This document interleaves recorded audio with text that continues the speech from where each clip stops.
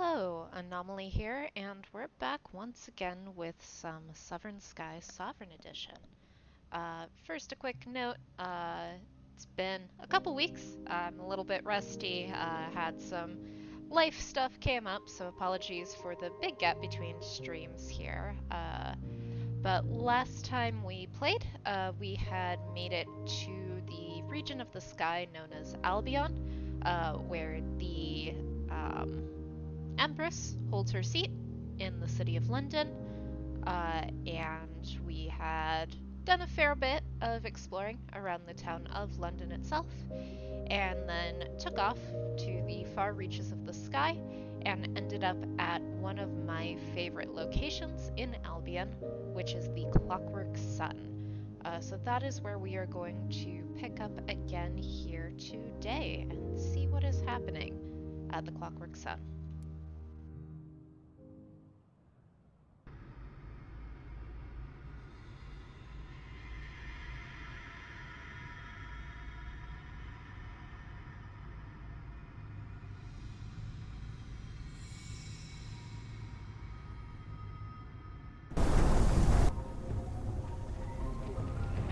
Today. Let me see if I can modify our volume here. I don't think it saved my settings from before. Bring that down a little bit. Bring down our ambient special effects just a little bit. Okay, hopefully that's a bit better. As always, if audio is messy, please let me know. But this music is so cool. There's obvious stuff is going down here. Alright, let's get into it. So, we have just arrived at Sunspur. The dock is rarely used and its maintenance has lapsed. There's evidence of rust and metal strain, but only of the non-crucial components. It's safe to stop. For now. Once inside the dock, the sun's scouring light is diminished. So Sunspur is an outpost on the roaring edge of the sun, shielded from the malevolent light by an eggshell of stained glass. As you emerge from your train, suit-swaddled engineers gather, plainly astonished by your arrival. They bombard you with complex questions about how you dealt with the dense sunlight and skewed chronosolar fields. Once satisfied, they hand out protective suits to you and your crew. Yours is patched and torn, one boot missing. An engineer sprays you with a substance that smells like lemons gone wrong and searches your pockets. A cursory effort at best, they seem distracted. Sunlight seeps like syrup through the cracks in the stained glass ceiling. The floor shudders in time with the churning machinery far beneath your feet. The air has a tang of chemicals, bonfires, and rain. Pistons pump, cogs turn, and suit-swaddled figures tend to the enginery, bellowing over the shrieking metal. So, one of the things we could do here is write a port report, as we always must when we explore somewhere new in the sky.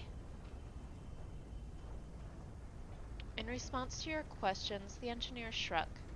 The day dawns, the sun brightens. The night comes, the sun dims.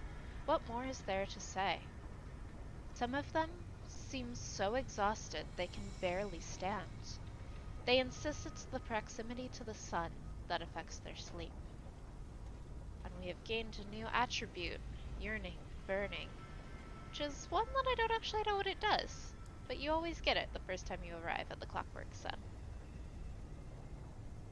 So we can go to the sundial-shaped building, talk to the sequencer, we can visit the glass house, or we can descend to the vaults below.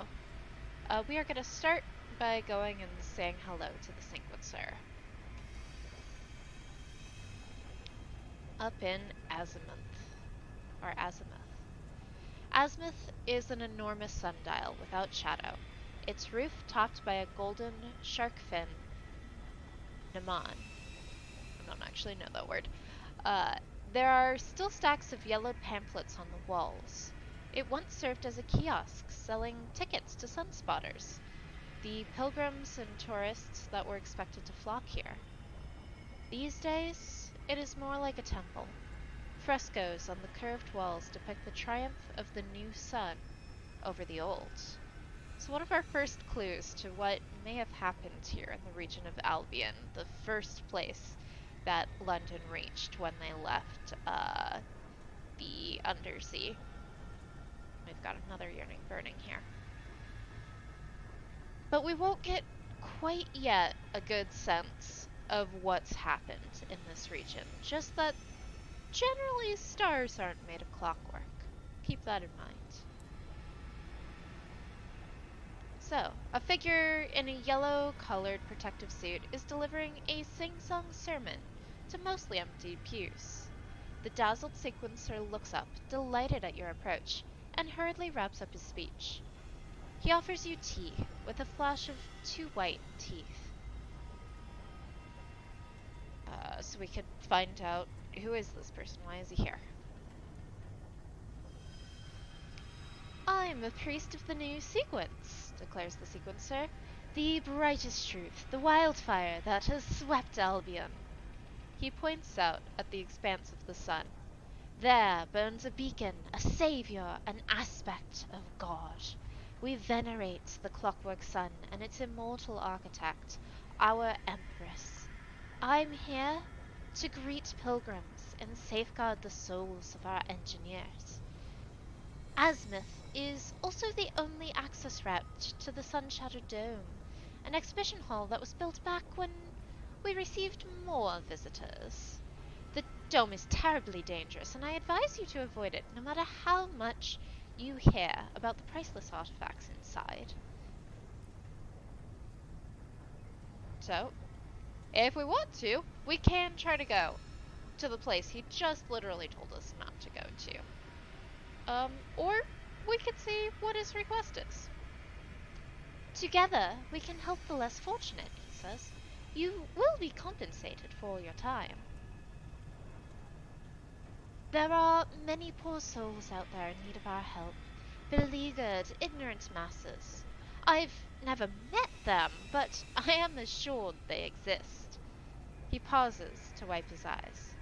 When we lift them from their contemptible state, perhaps they will come to appreciate the greatness of the sequence.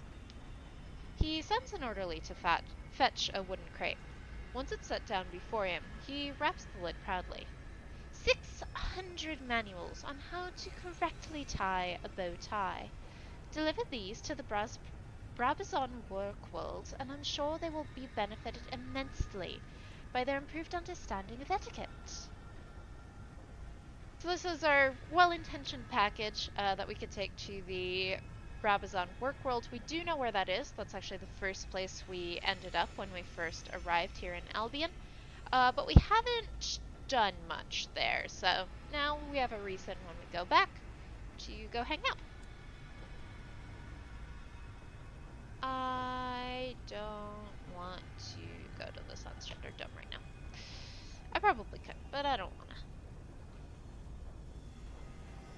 So this is a stat that we'll also want to keep an eye on, the strength of the sun. As we travel around London,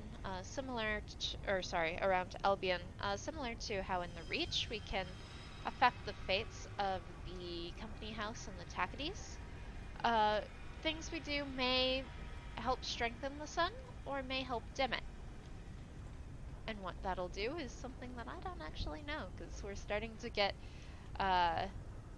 not to where I've been when I've previously had a lineage in this game, but we are speeding through at a much quicker pace than I have in the past. I usually go through every single little storylet and option here, and we're not going to do quite as much this time.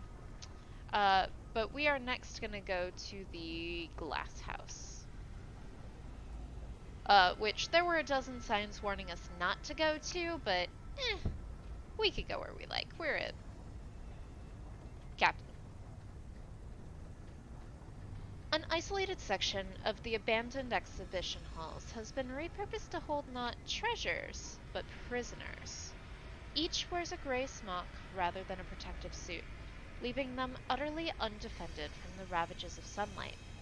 They sit slumped in unlocked cells, making no effort to escape. Where would they go? A few prisoners are shining at the seams. Some have eyes of curdled glass. A fractured face turns to watch you. A few are singing in praise of the sun, mouths bloody and throats tattered. You should perhaps be horrified, but the song wraps tender chords around your mind and numbs you. Glass crunches underfoot. When you lift your boot, you discover a cracked ear underneath. So if it wasn't clear yet, this is a horror game. So we could either talk to the prisoners, talk to the half glass empty, or just get the heck out of here. Gonna talk to the glass half empty. We might make this check, we might not. Only one cell is locked, and the man within is neither singing nor screaming. The left half of his body is shimmering, translucent. Only the flesh and muscle of his left half has vitrified, not the bones and blood within.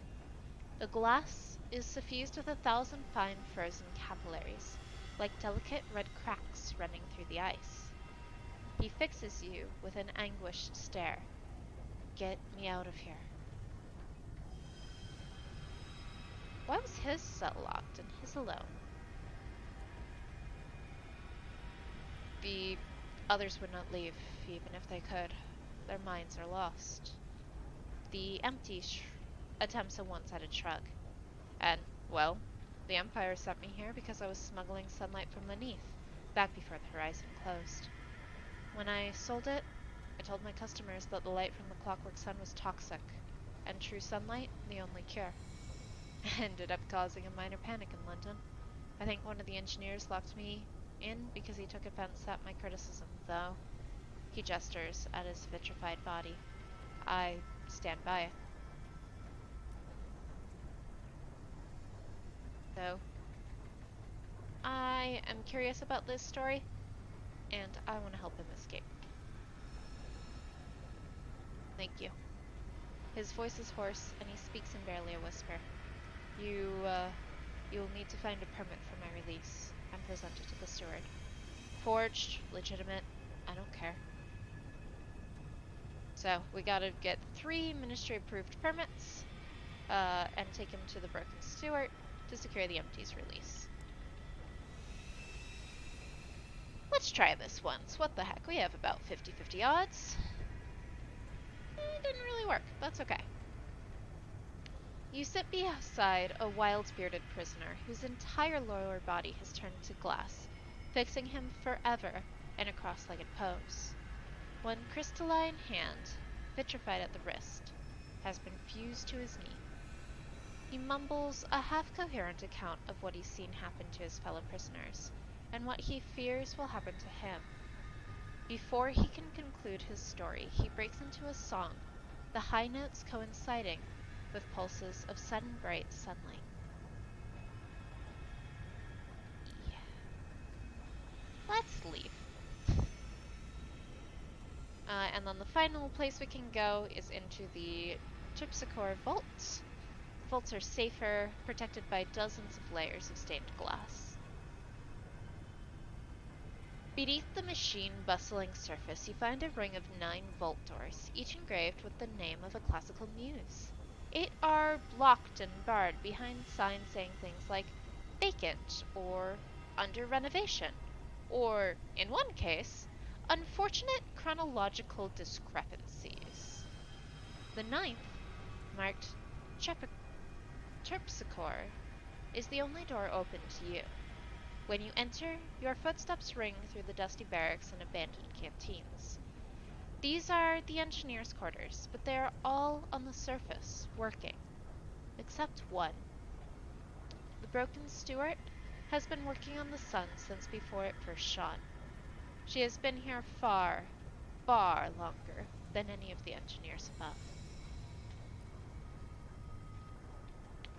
The broken steward makes her way carefully towards you, cane clacking on the floor. She has a markedly stiff-limbed gait, and her arms creak as she removes her helmet.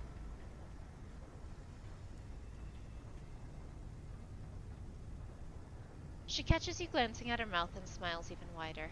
Her teeth are shards of cracked glass, protruding at odd angles from her gums. It's, not just the teeth, she says, with a brusque air that brooks no sympathy. Damned son turned my bones as well. Terrible nuisance, really. Gets in the way of work. You notice her fixed neck, her stiff limbs, her careful movements. It's not too bad. Good thing I like soup.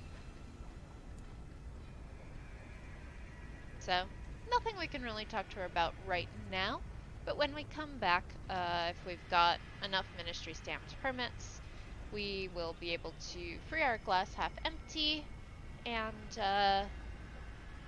yeah, there may be other stories when we come back later to the sun. But for now, nothing else here.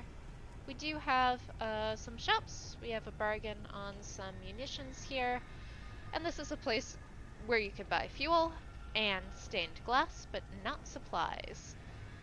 Right now, though, we're doing okay on fuel. Let's check what our things here are. We need gemstones, crockery, and souls. So we don't need any stained glass right now. We don't need any fuel right now. I think it is time for us to get a nice clear look at the sun itself, and then continue our adventures in Albion and see where we end up.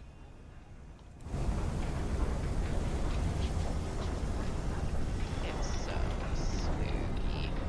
So the Clockwork Sun is considered a horror. We can see my terror is going up very quickly. Normally I will run away from this faster, but I just think the way that this works is so cool. You can see everything kind of blurs in this area. You get a lot of chromatic aberrations, and the sky is just jam-packed full of bits of glass. Because as several characters have told us, the Clockwork Sun is not a normal star. It is dangerous, it is poisonous, and we probably don't want to hang out here for too terribly long. So let's head this way and see what else we can find in the sky. Oops. Ouch. And try not to crash into an imminently avoidable little thing. So just as a reminder of where we've got the Brabazon Work World down here. We now have a well-intentioned package to deliver there. This is London, and we pretty much went just straight upward and found ourselves at the Clockwork Sun. So we are going to start working our way around. Right now we're in the outer circle. There's probably more here in the inner circle, but we'll keep working our way around out here. And hopefully find some other neat places in the sky.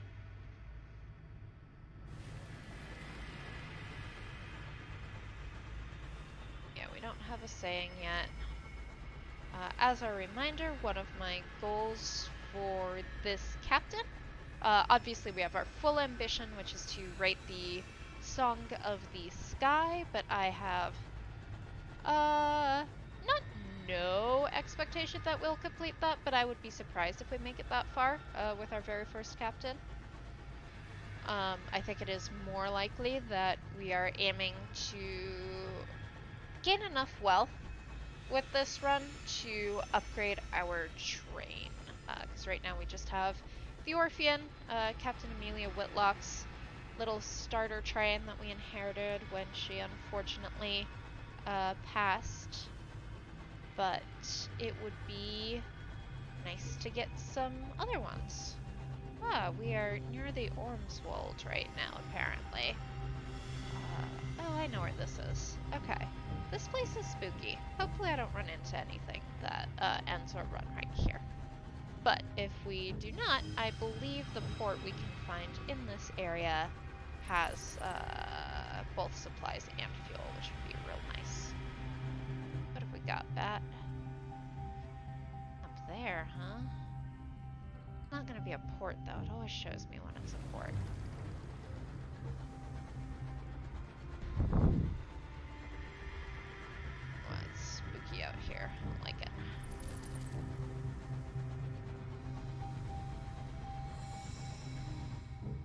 Ah, there it is. Okay. So actually,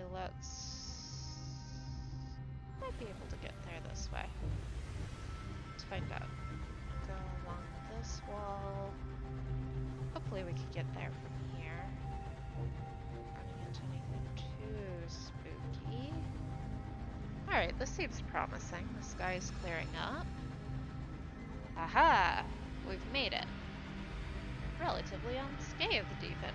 I only crashed into one thing. We've arrived at the Royal Society. Excellent.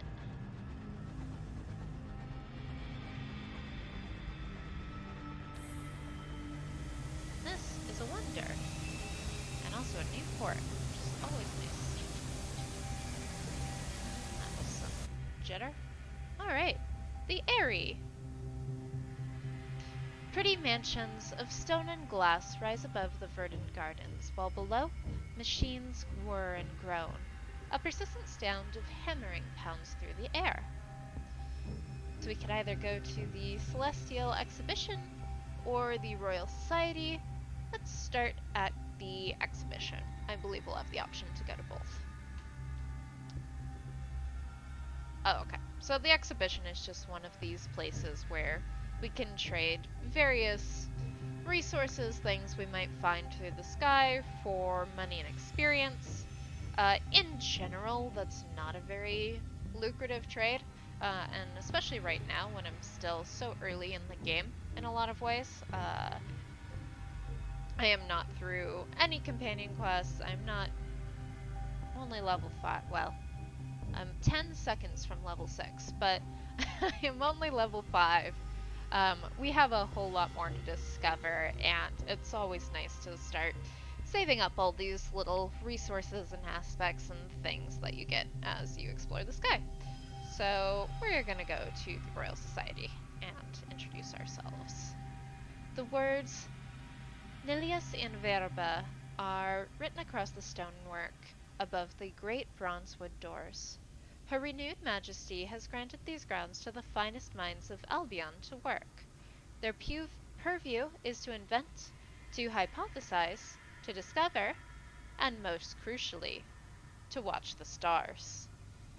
So again, when we first get to Albion, it starts becoming very clear that there's like something up with the stars here.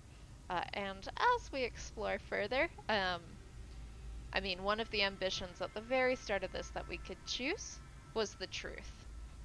So that is one that probably a few captains in will actually make a effort to actually find out the truth and find out more about the stars.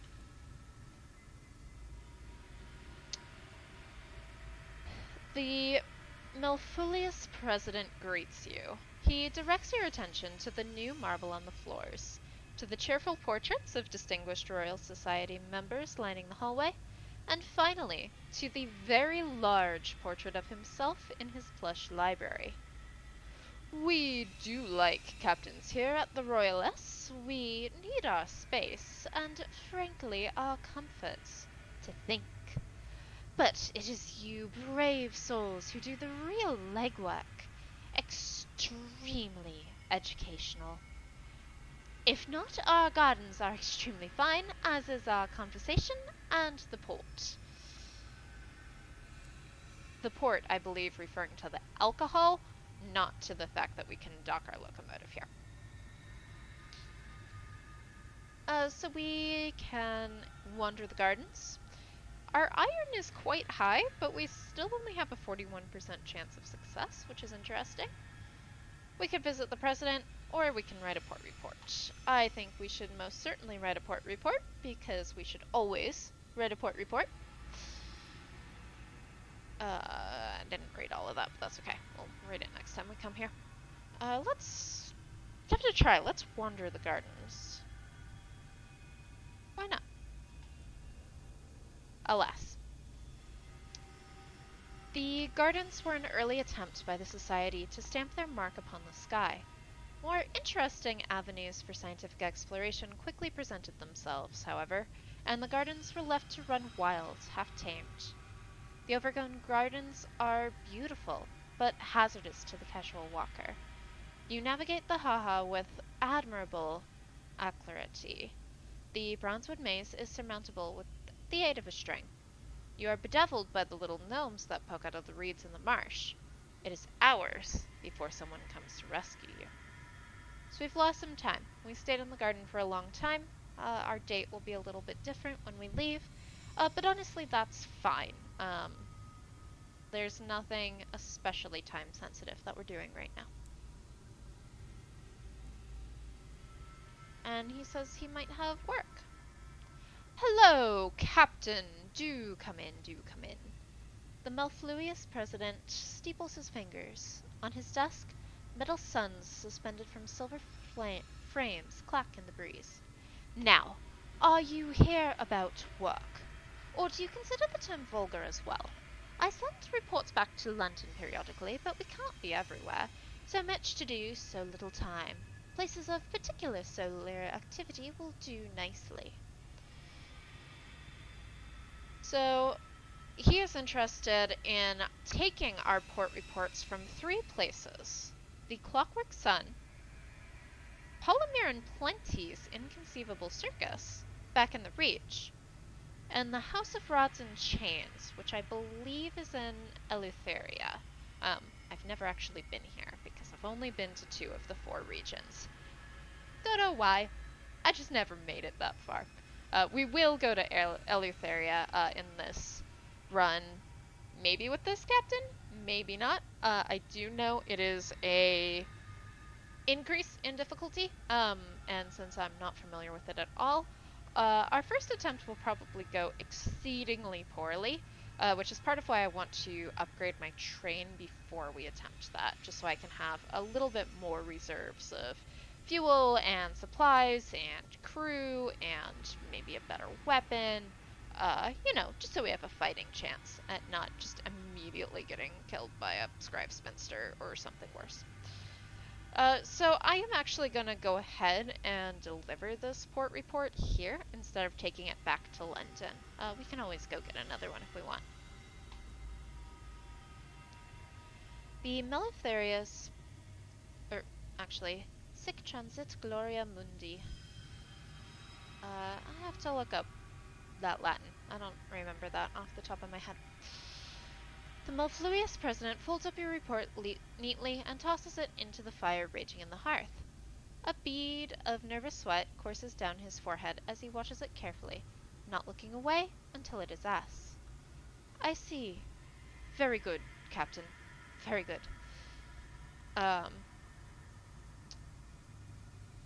So we've done the president a favor, and gotten the Royal Society's gratitude.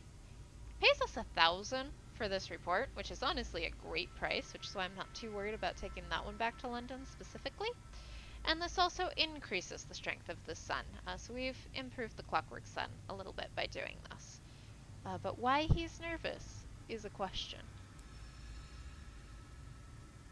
I have none more of these reports, though. If I give him Sky Stories, he'll also give us invitations to Perdurance. But I have a few different ways of getting those right now. I think I have like 3 invitations as it is. So I'm not too worried about Perdurance at the moment. So we're going to bid him farewell. And we can either wander the gardens, or we can attend a port reception. This time I think we're going to attend the reception. A few odd captains mingle in the Palladial ballroom with astronomers, engineers, and scientists. Conversation is stilted, but the cheese and biscuits are plentiful, as is the port. The mellifluous president attempts to tell jokes. Emphasis on attempts. Spirits improve when the careless deviless enters, carrying pilfered wines from the Rochester Club, accompanied by the inscribed tinkerer with a blistering homebrew. You wake up alone in your cabin, surrounded by the remains of what appears to have been a party. Someone has remodeled your sink to be more aerodynamic. Your headache is unforgivable. So we've lost the gratitude, but we've gained a sky story in return, and apparently an aerodynamic sink. So, now this whole time we've just been in the airy. Turns out, there's a few more things to do here at the Royal Society. So we'll go to Nell's Tower next. This one's a pretty quick one. A sign on the door in neat copper plate reads Nell's Tower closed for the 13th annual airy dinner. There's a polite cough at your shoulder. Turning, you see a tall man with a beard like a nest of vipers. This supercilious bursar introduces himself. I came to round up stragglers, but as a captain you are of rank sufficient to attend the dinner. If you wish to attend, there will be port. 'Cause, you know, our hangover's fine. The dinner is held in the mahogany and marble imperial dining room of the airy house. Every piece of the dinner... Oh, sorry, one moment. Every piece of the dinner service is mismatched, and both the furniture and the personages in the room are pleasantly rumpled. The supercilious bursar brings you to the high table, where the 3 senior astronomers of Nell Tower are holding court. You are introduced to the senatorial professor, the chair for the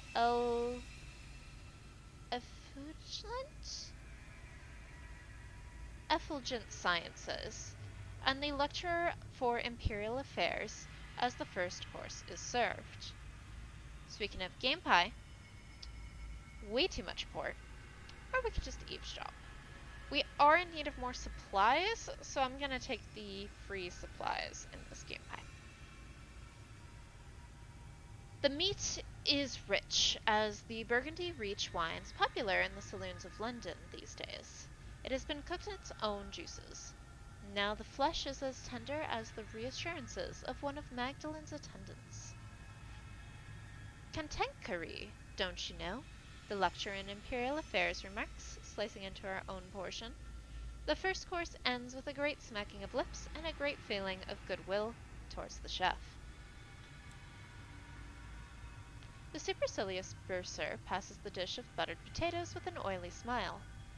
The conversation continues, lubricated by Herculean quantities of port. Buttered potatoes, roast squirmlings, and sautéed Iberian mushrooms are devoured in between rhetorical thrusts. So we can either talk to the lecturer, who is rationing her port with water, the chair for effulgent sciences,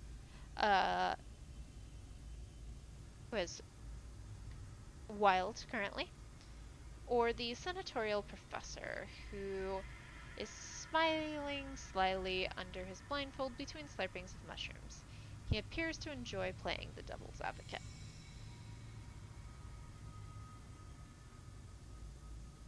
I like the professor.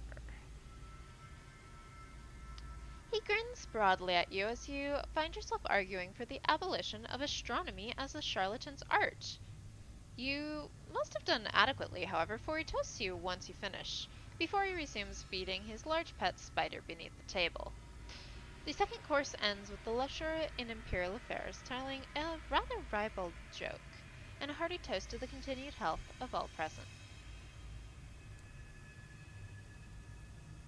Sherbets produced in London sweet shops, sponge cake from the Admiral Nelson on Port Prosper, clotted cream, and actual strawberries grown in the gardens. And of course, more port. The conversation grows looser, the stories more risque. The supercilious bursar leans in conspiratorially. I arrange these dinners to promote unity, you understand, and of course for the good memory of our previous president, who nobly argued for the introduction of the Society to the Wilderness, and convinced Her Majesty of our utility. He toasts the large portrait of Airy that dominates the room. We can talk to the lecturer, the chair, or continue to talk to the professor? I think this time we're going to talk to the chair. A question of precedent. Are those limbs? Rays? She smiles widely. Something I saw last time I was permitted to use our great scope. Honestly, what's the point if we have to ask permission every time we move it? Did Isaac Newton need King Charlie's permission to discover gravity? The third course comes to a close with a great groaning and heartfelt but false protestations that one simply couldn't manage cheese and biscuits after all of this. The supercilious bursar leans in as the plates are cleared away. Before we adjourn, there is the question of patronage to consider. All eyes are on you. A hush falls over the table. The three faces of the astronomers are turned to you. The supercilious bursar continues as though nothing has changed. Our telescope is operated only by the will of the government. We are not allowed to move the telescope without permission. A bold skyfarer, such as yourself, might obtain such permission, or at least an official-looking document that could conceivably be construed as permission. Our astronomers would be very much interested in patronizing you. You bring them a permit, they can advance their researches. In exchange, they'll teach you what they know. So,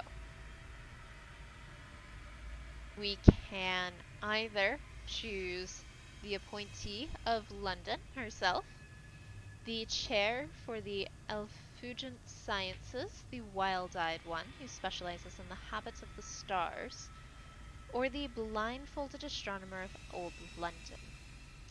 I'm gonna go with the senatorial professor for now, but I believe it lets you change this later, so we're not locked into any particular choice. Just, this is the choice we'll take for now.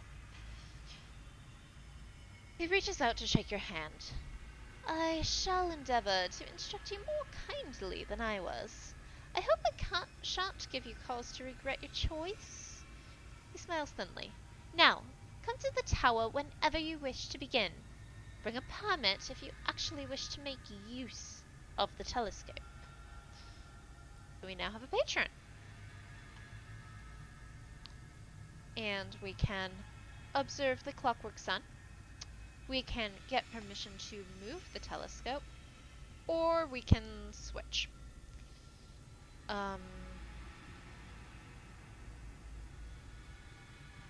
have one of these. We are going to need 3 later to when we go back to the clockwork sun. But we can move the telescope and see what we find out. Or we could just look at the sun. Let's look at the sun first. It might tell us something interesting. London authorizes and encourages this use of the telescope. The ministry has stamped permits for this particular usage up to the next century.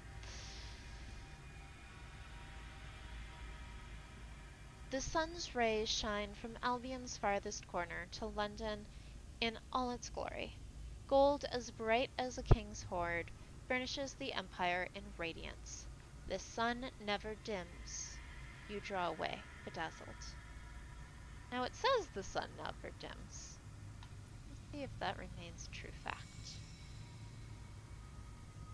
We do have paperwork from London that could plausibly justify him continuing his researches into the connections between the stars. Let's see. The ascent to the telescope is arduous and up an improbable number of winding stone stairs. At the top waits the telescope, gargantuan and gleaming as a slumbering dragon in its lair.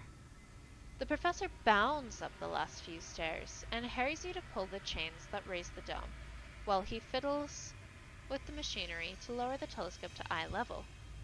An assistant is on hand to do the actual work.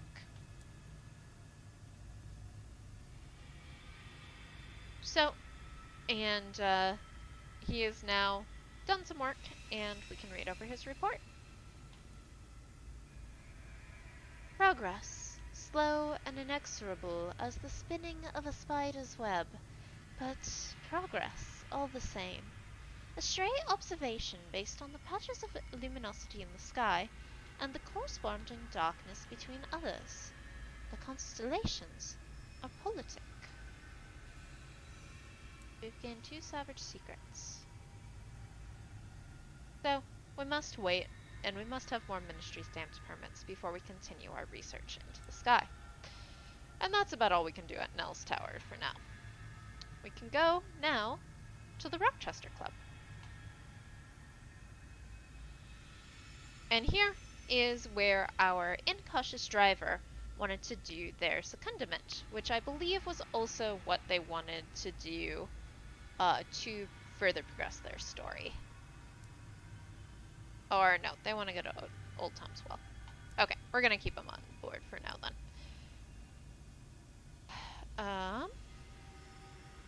We can inquire into joining the Rochester Club ourselves. The dismal debutante curls her lips. The boisterous harridan cackles. The current Lord Rochester laughs gamely before abruptly stopping. Oh, you were serious? He coughs to conceal his embarrassment. Well, if you really wish to join our merry company, you'll have to prove yourself a proper racer. The careless Doubless, in her smoked velvet jacket, appraises you carefully. You'll need to prove your mettle, my dear. Win one of our races, and we'd be happy to admit you. So, we can compete in a race. So this is one of the time-limited things that we can do. So, our destination, or our goal, is we need to reach the floating parliament, which we do not know where that is, and return to the Rochester Club within 30 days. So it is currently the 21st of June. We need to be back here by the 21st of July in order to succeed the race. Unfortunately, we don't know where we're going, so... but given that we're doing that, we're gonna drop off our driver. The driver waves as they disembark. Thanks again, Captain. You won't regret it. Probably. They disappear into the smoky confines of the Rochester Club. If you listen carefully, you can hear the boasting already. So we can bet that they will win.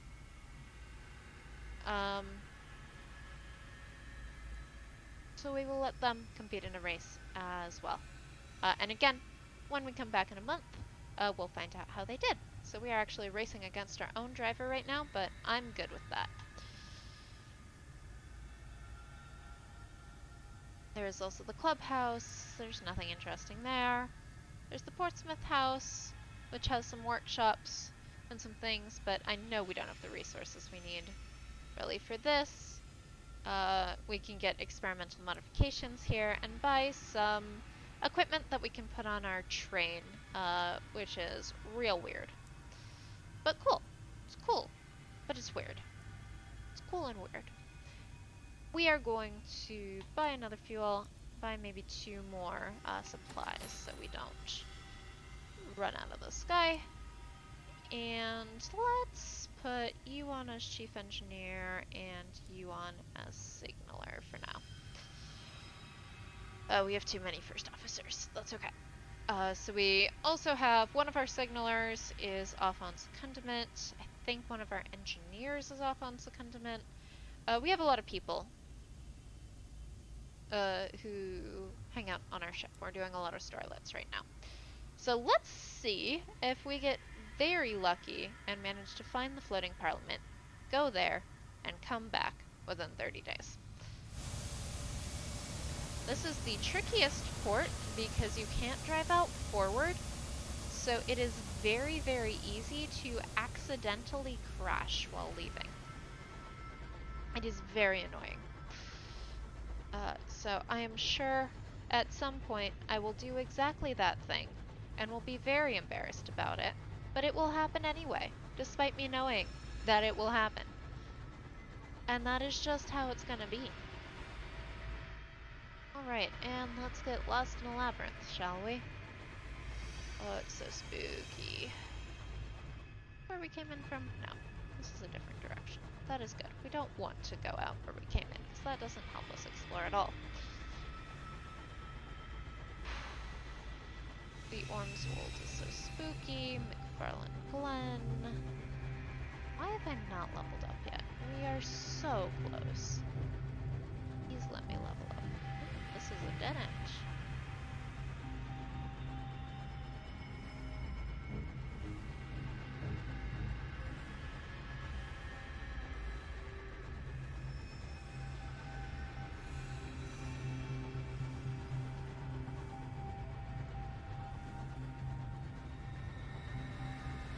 Ah, okay. That was alright. That is one of the new super shiny London ships that exists now, because it does. That one is not going to attack us now because we're just frankly not that important yet, which I'm fine with. I don't know what happens if you get attacked by one of those. Now the sky is purple. Okay. So we've entered a new region of the sky, but I don't know which one. I'm not quite as familiar with the Albion map as I am with the Reach map. I've definitely, of the 4 regions, I've spent the most time in the Reach. I think in previous playthroughs I've managed to spend like my first 3 captains just in the Reach because I didn't really understand how to leave.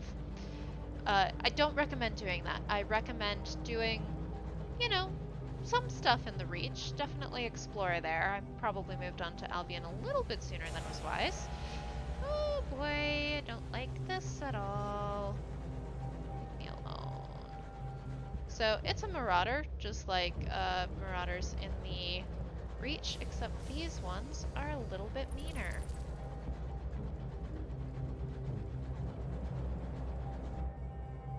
Ugh, there's nothing over here. Where are we? So unlike in the Reach, which is kind of a series of tunnels through the sky, this place is just big and open and heckin' spooky.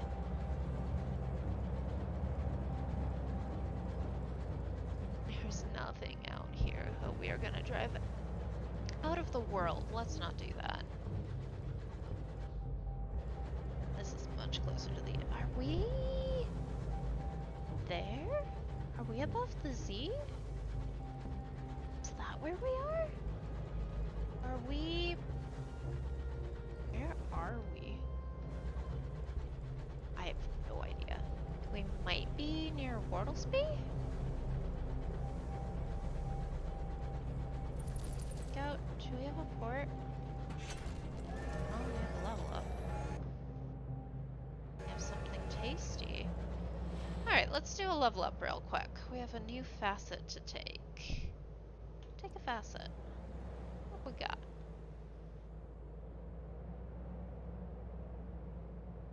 Prison. Below the stairs. A black sheep. Steam and soot. Or an interlude in red and gold. I think we're gonna do steam and soot. You've spent much of your time in the engine yards watching locomotives being built, repaired, and decommissioned. They were iron behemoths, their bones steel, their breath steam, their innards intricate as a pocket watch. How did you spend your time among them? We could have been eavesdropping, or we could have just been learning how the engines worked. This will increase our mirrors, this will increase our veils. Man, our veils are really awful. So I think we're gonna keep boosting our mirrors, and veils is just gonna be our bad stat this time around. We're not very deceptive. We just, we're strong. We strong our way into what we want. Excellent. So, yeah, that's what we've got so far. Alright, where the heck are we? What is this? That seems spooky. Oh, I don't have that. I spy with my little eyes something beginning with M. Do you mean mist? gracious, is there mist? Where are we? Oh. I don't think we're anywhere good. Yeah, nope. Okay. That night, your sleep is peppered with uncomfortable dreams. A dream of a midnight meadow. Above you, the stars are going out one by one, as if their gas pipes had been turned off. Flowers bloom in the dark, colored by a spectrum of blacks that were heretofore unperceivable. The black of grief, the black of before times, the blacks of liberation and of possibility. A rainbow arches across the newly empty sky in seven subtle shapes. All black, of course.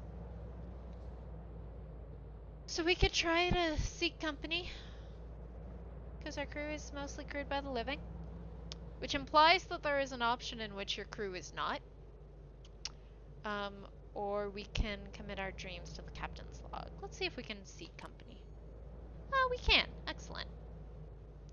You find someone in the galley. They couldn't sleep either. You exchange a bleary greeting, a stiff pot of tea, and a conversation about the overflow valves. Already, your dream seems distant and silly. So our terror's decreased a little bit. Not a lot. It's definitely higher than is comfortable, but we're doing okay. We don't yet have any nightmares, so we're doing alright. But this is spooky. Those letters look very similar to the letters in the transit relays, so keep that in mind. And also, I hate this. This is way too spooky. Please find me something that is not spooky. I don't know where I am. I mean, I know where I'm near. I think I'm near Wardleby, but I don't know where Wardleby is amongst all of this. Like it should be this way. But I don't know. Very spooky. There's no music either. It is just the sounds of the wind. Yeah, so more reasons why I really wish I had a bigger locomotive so we could have equipment. There's the port. Alright. Mist is lightening up. We have left whatever that spooky place was, and here is something. There we go. The House of Hues. Only Hues can live in that house. Not like the colors. Just people named Hugh. I don't know if that's actually true. I don't know if I'm making a joke or if it's legitimately the House of Hues. Alright, let's go to this place. This is a cool place. I like this place. The lanes. Where is the port? Where is the port? Alice Pier, yes. Where can I dock? I wish to visit this place. Oh. Around and around we go. So we could still complete our race, depending on where it ends up being. But, you know, we are not. We're being inefficient in trying to complete our race by stopping at this place. Because this is, in fact, Wardleby juxta mare. Wardleby by the sea. Workers in neat uniforms guide your locomotive to rest. Tourist engines rest alongside trading engines. Crew trade gossip and delicacies. Signs and block capitals make it abundantly clear that this is a place for pleasure. Wardleby juxta mare dazzles like a Fabergé egg, lamplit, rich brass, and Britain and Baroque. In the distance, carnival music mixes with faint cheering. A queue twists and snarls along the dock. Visitors are not allowed to just stroll into the port. They must be admitted. Every fortnight, the Bureau of Entertainments holds a lottery to give out a number of Pauper's Passes, which grant free admittance. The queue for these is long, but it's not the only way into the port. Bypass the queue at the assistance of the authorities. A foxtrot man, smartly dressed in cobalt, takes notice of you. He crooks a finger. First time visiting Wortleby Juxtamare, eh? Come on, come over then. The representative of the Bureau of Entertainments introduces himself. We are a department of the Ministry of Public Decency, but we're entirely autonomous. We've run this port for the benefit of weary travelers. He leads you past a queue that doesn't even bother to grumble. Yes, yes, I know, queue jumping is terribly uncouth, but would you really rather be mingling with the proletariats when you could be enjoying our port? And I'm sure once you've seen what we have to offer, you'll need to come back again. He leads you to a fitting station. Everyone goes through this. There is a dress code.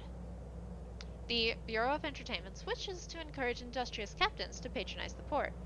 To this end, on a captain's first visit, they are allowed in both without charge and without having to queue. So, we get to do this one time for free. Future visits will cost something. The couturier is exquisitely attired. Burgundy tailcoat, cravat, brocaded vest in iron and ink, breeches, boots, and a smile like a shark. Periodically, he checks a brass pocket watch while his grin lengthens and diminishes in turns. He is here to supervise the attire of new visitors to the port.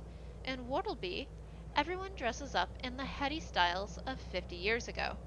The Bureau of Entertainments provides suitable attire for all visitors. Which article of clothing are you going to base your choice of outfit around?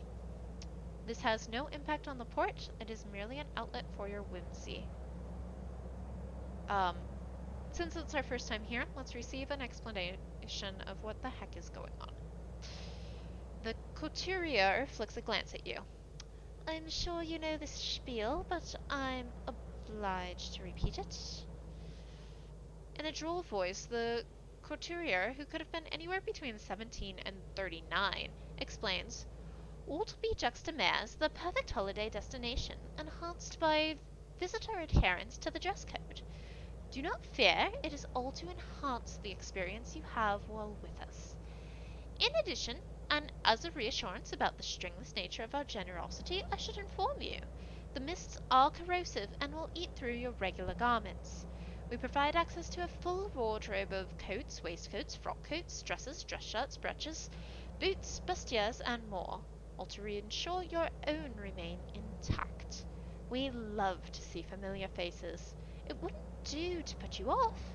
Now, pick one item, and I'll choose you an outfit that suits it.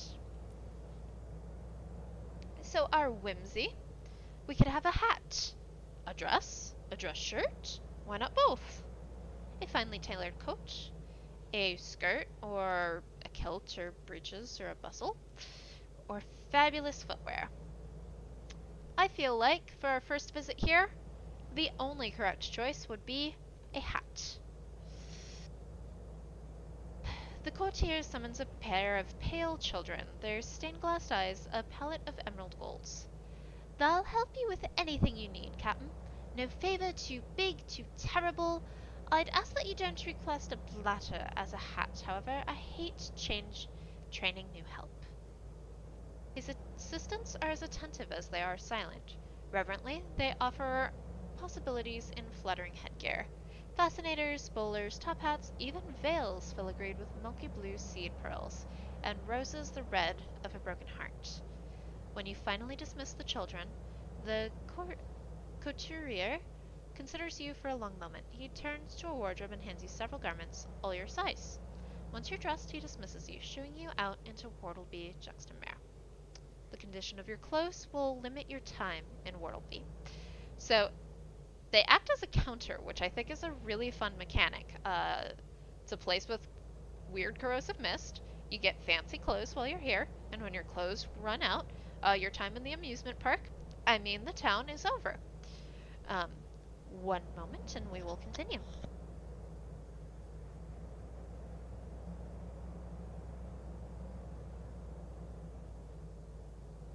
Sorry about that. There's more to Wortleby Juxtamare than meets the eye.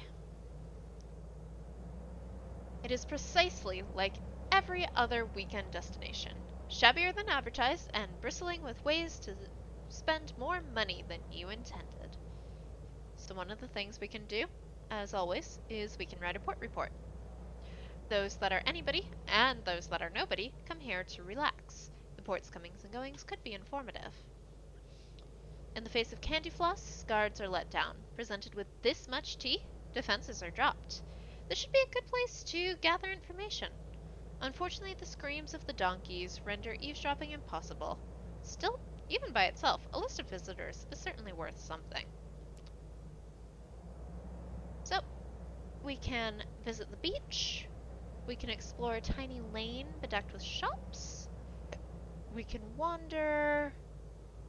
And then there's some other options, but we don't have access to those right now.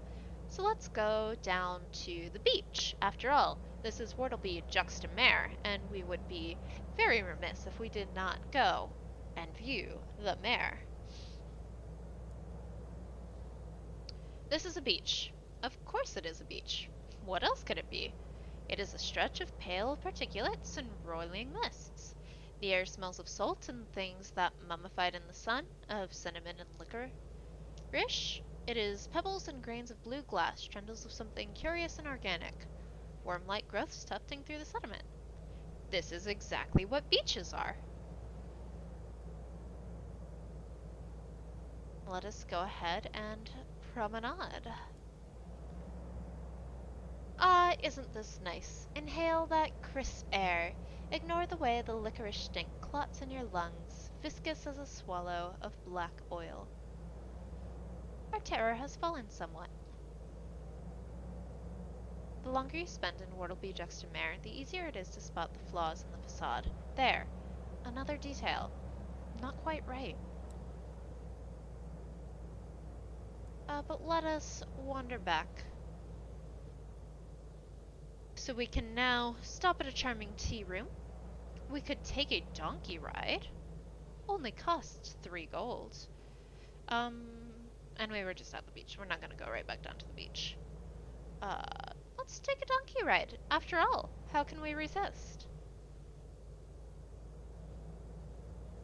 No trip to Wortleby's complete without a donkey ride. A man in a candy-striped suit bellows while his donkey drools a string of iridescent tumors.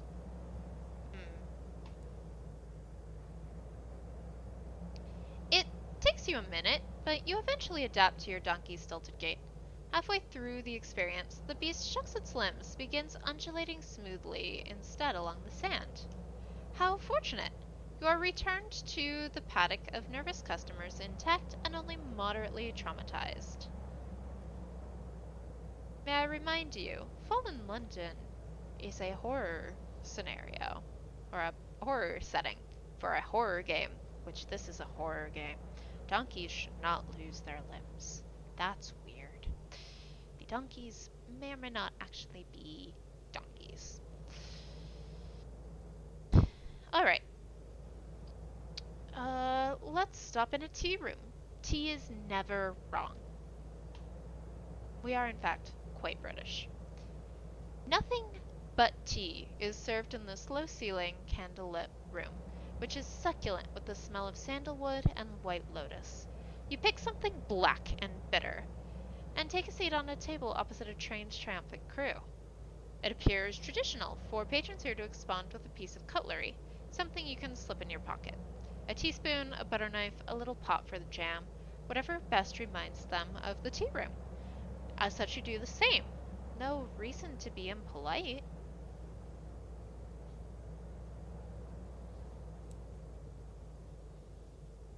And finally, let's explore the tiny lane bedecked with shops. An attractive individual, vividly attired in poison colors, draws your attention to a stall. Bespoke jewelry? His cohorts share identical smiles and eyebrows. At one, they gesture to the available material. Bits of tinsel, chewed up bubblegum, bent pennies, bird bones, and strands of hair in every hue.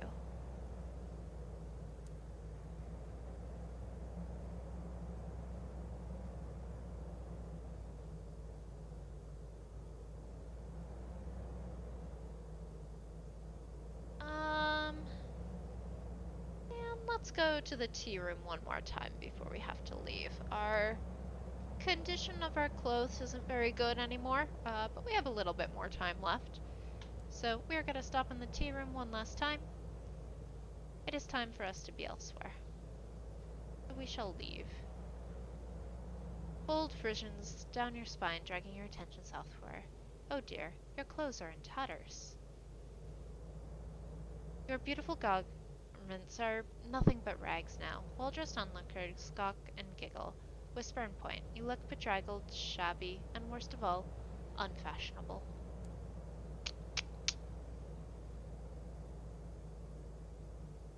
So, there is the lottery. We can always pay 250 sovereigns to try and get in.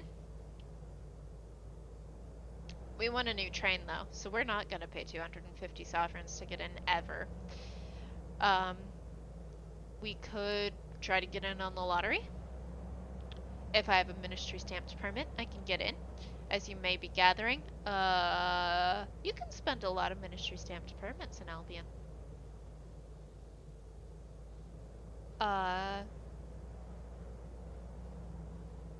If we know the right sorts, we may be able to just get in because the ministry knows us. If we had uncanny specimens, we could donate those. If we had nostalgic crockery, we could donate that. Or if we had ministry-approved literature, we could donate that. We have none of those things, but it is not hugely expensive to get in here. Crockery in particular tends to be pretty cheap and easy to find. But we could inquire about the lottery, see what's up with that. The queue snakes across the lip of the docks like an umbilical cord or a garland. Scalpers bark temptation, promising expedited access. Vendors patrol the undulations of the line, offering drinks, snacks, anything to spare the mind from the doldrums. Finally, a woman in tattered mourning attire is answered. It's every fortnight, more or less. You'll want to be near the front. They only give out a few passes. Don't want to dilute the quality of the clientele, I hear. It appears you'll have to come back later if you want to get in via the Pauper's Pass.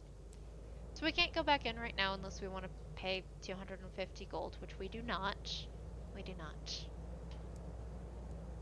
There is a bazaar here where you can get caged catches right now, apparently.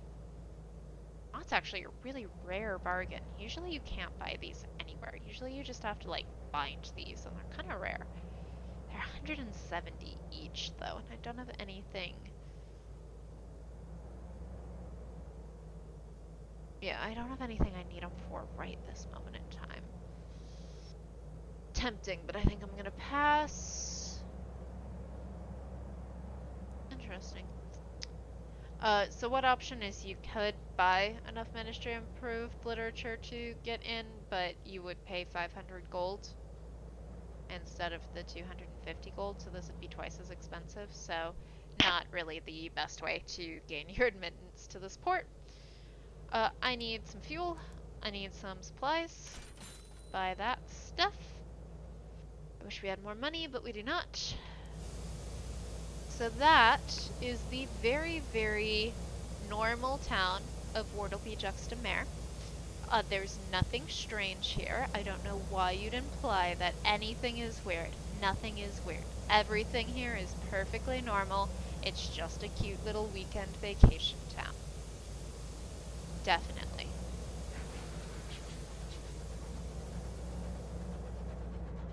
Okay. That was a lovely little diversion. Let's see where we shall go next.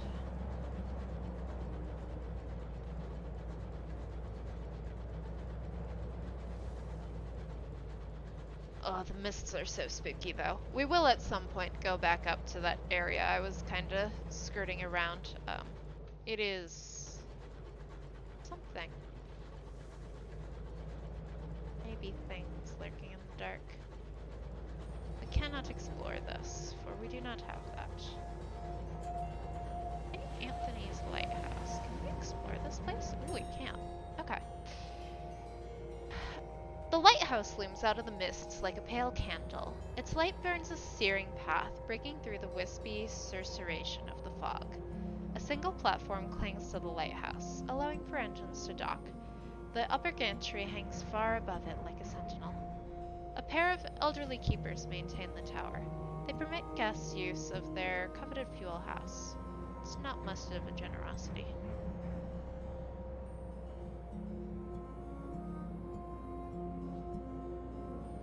So if we had tea, we could meet these guys, or these keepers. We do not have any tea right now. A terrible oversight, honestly, traveling around London. But let's climb to the top of the tower, actually. Apparently we're close to a horror, but we only have 2 terror, so that's okay. Yeah, let's see what this is. I actually have no idea. I don't ever think I've been here before. The climb is harrowing. The iron stairs are rickety and unsteadily bolted to the lighthouse's inner wall. You emerge at the top of the lighthouse, the mists fall away altogether. You can see the lights of Wartleby, dappled and jolly with festive lights. Engines pass in the distance, intent on some destination far from here. You linger for a time, watching the world go by without you. Yeah, there sure as can be a terror here. I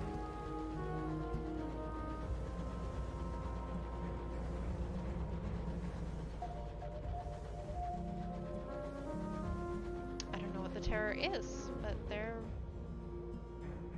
something spooky. Oh, the lighthouse itself is the terror. Oh, that's weird. I wonder why. I didn't know about that place. I've not explored this area very well. There's some spooky stuff that's around Wartleby. We haven't even seen the spookiest of it yet. I don't know if we will. We probably will.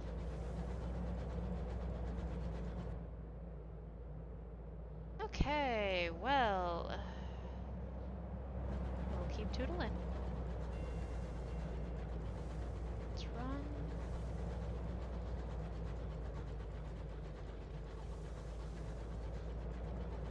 Spooky.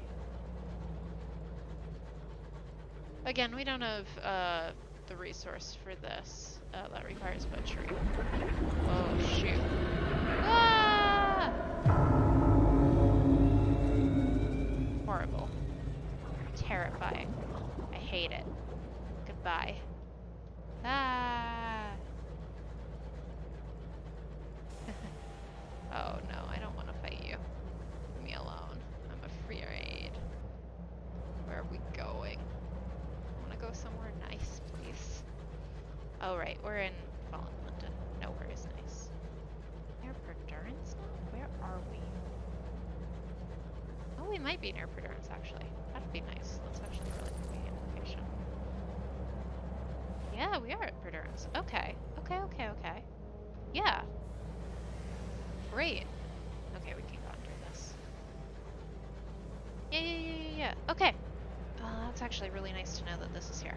So from the tourist trap that is Wartleby, let's next go to Perdurance. Oops. Crashed.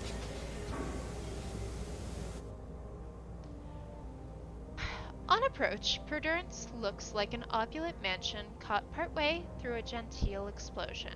Each constituent set of rooms accounted for, but separate and out of place. Each is connected in a rough circle by narrow, winding passages. The steep roofs are topped with shingled turrets and precarious towers. The elegant, disassembled country house perches on top of a soot-stained, windowless factory, whose chimneys belch gouts of smoke and fire. Enter the parlor. The docks face a set of polished oak doors carved with a series of masked figures dancing in the quadrille. The windows in the parlor are shuttered, the light stained with pale yellows, blushing pinks, and bruised violets. Lit with the illusion of dawn, or perhaps dusk? You see a room cluttered with stiff-backed armchairs and decorative chassis, set against savagely floral wallpaper in shades of burgundy, violet, and Brunswick green. A portrait of the Empress, unsmiling, hangs in an ornate gilt frame. The few visitors mill about, casting speculative glances at the exasperated butler while they pretend to examine the decor. For Durance is a jewel in the Empire's crown, where its favorite sons and daughters are pampered, protected, and preserved. The visitors are puffed up with importance and embarrassingly eager to tell you how they obtained an invitation to the Half-Light Mask, some through patronage or long service, others through less salubrious means. All are desperate to spend a day in the company of the glittering inhabitants of Perdurance, the brightest stars in Albion's firmament. From here, the sons and daughters of Her Majesty's most important courtiers reside in eternal youth and sophistication.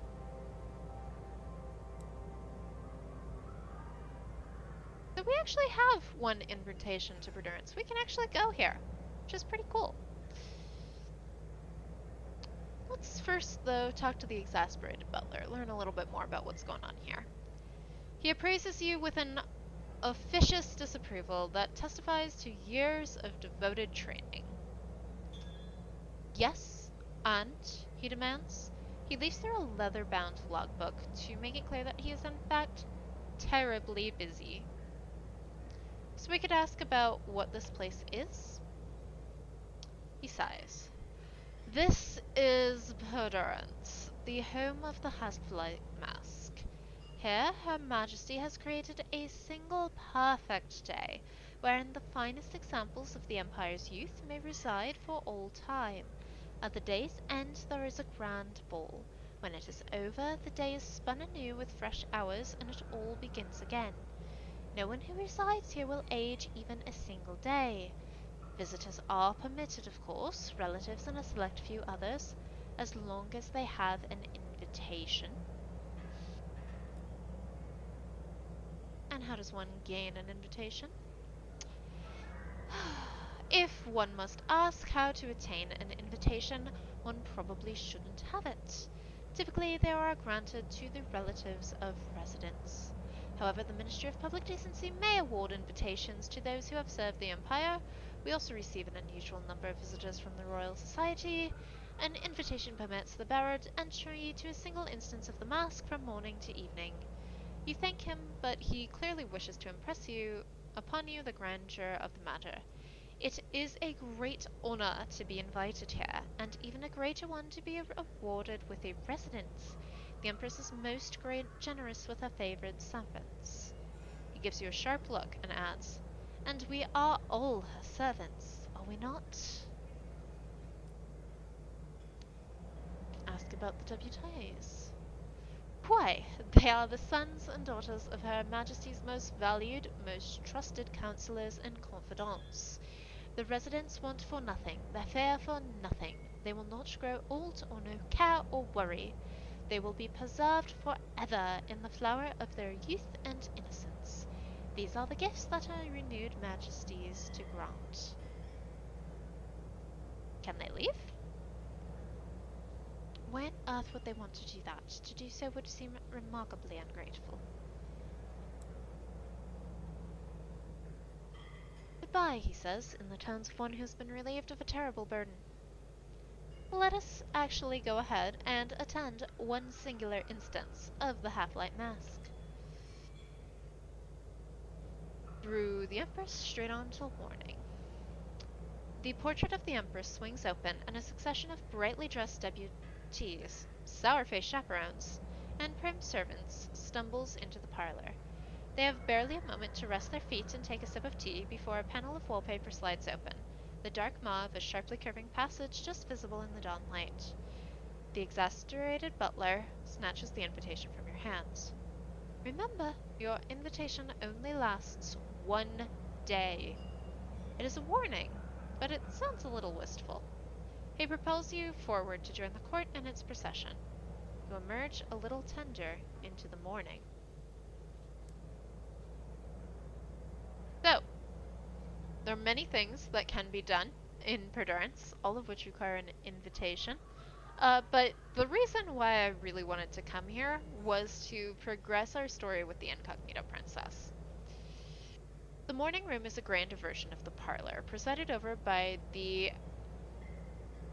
Aurat Duchess in her pink and purple silks. Dowagers of varying stateliness and aplomb take tea and converse in low tones. Other debutantes reply to correspondence, writing notes in elegant script and affixing them with the sealing wax. Meanwhile, chaperones give orders to servants and see to Verdurant's household accounts. The light is flushed yellow, autumnally ripe. Dearest mother showed me the plans, says the princess. The engineers should be back here, engineering. I do so wish to observe them. Let's rush. She gestures at a seemingly solid wall and urges you to follow. So we're going to find a way below the stairs for this time. We will learn more about Perdurance on a future one. Uh, but for now, let's go downstairs. The loom chambers below the stairs thunder and smoke. There are rows upon rows of hour looms, each tended by weavers with their hair pinned tightly back. The heat of the cooking combines with the shudder of machinery in pandemonium. Watching over it all are the theoretical engineers. Access to them barred. Engineers only, states the sign in an angry font. So we can have our rat brigade get in, we can try to pose, or we could go back upstairs. It's a guarantee, and I think the rats also wanted to go to Perdurance, so we will have them in. While the rats clearly unnerve everyone, when their knowledge of matters mechanical becomes clear, it's easy to arrange a meeting with the engineers who keep Perdurance trapped in its single perfect day. The Incognito Princess is enchanted by the turning machinery, and the engineers are as enchanted with her. They form a hive of activity around her, competing to answer her questions. She seems unsatisfied and presses harder. Change is the one constant, though, she says. How do you truly prevent it? By what methods does change try to escape your bondage? She realizes you're still there and dismisses you, saying she can find her own way back. So now we could just go back to the mask. So we could try to win favor with the servants, with the chaperones, or with the deputies. For this first time, you know, we're a little out of our depth. We're not necessarily high nobility ourselves. Let's try to charm the servants. Let's hang out with just the people. Um, or you could do the chaperones and try to win favor with both. Actually, yeah, let's do that. Let's try to win favor with both. Let's charm the chaperones. We got a partial success. The chaperones are more than servants, but decidedly less than debutees. Debutants. I don't know. You are a first-hand witness to their awkward position. A servant makes a claim of impropriety towards a debutante, who laughs it off.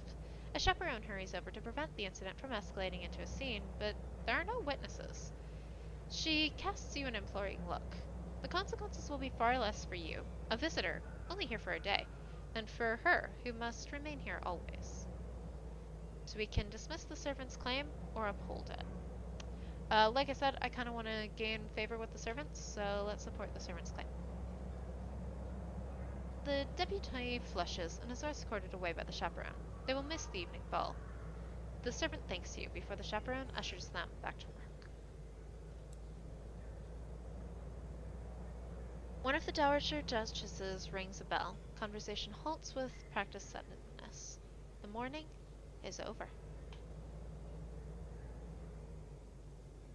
Everyone arrays themselves in a procession according to their station.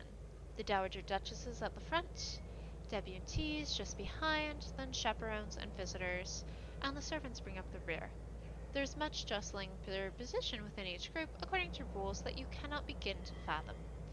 You enter the narrow and twisting passage, stumbling with the enveloping darkness as the debutees giggle and shout.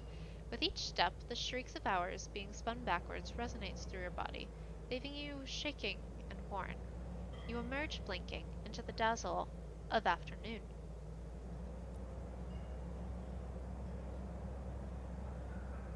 So again, we have the choice of who we want to hang out with. Here, the curtains are pulled back with tasseled ropes, allowing the clockwork sun to spill its stark gold into the dining room.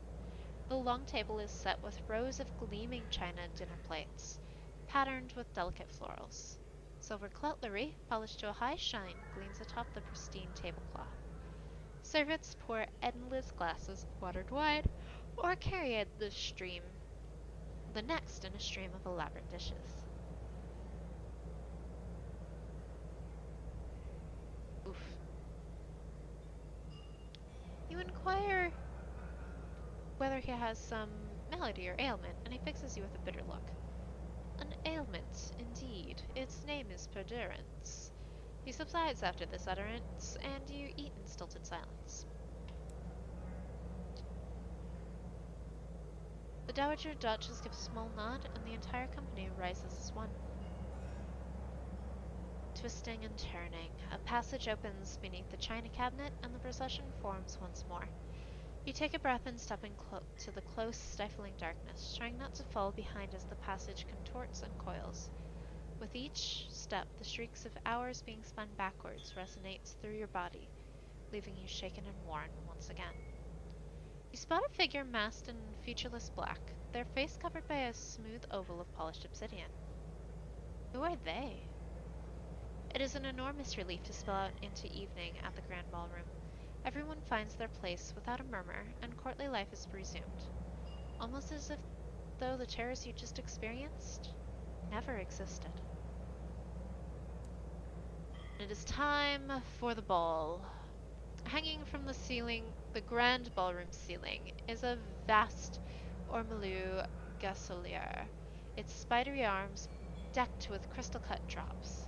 It casts soft yellow brightness into the masked dancers below as they whirl across the polished parquet floor.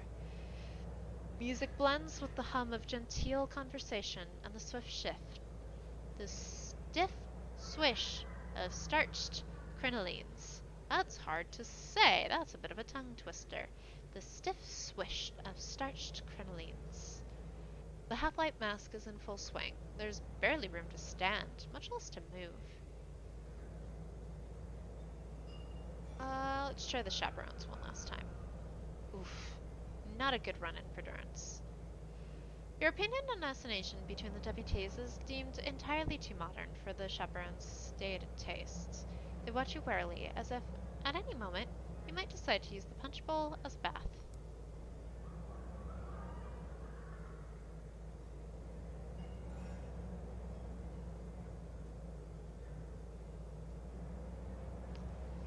The music stops. Somewhere below, a mechanical rumble can be heard as the hour looms begin spinning for Durance's one perfect, perpetual day, all over again.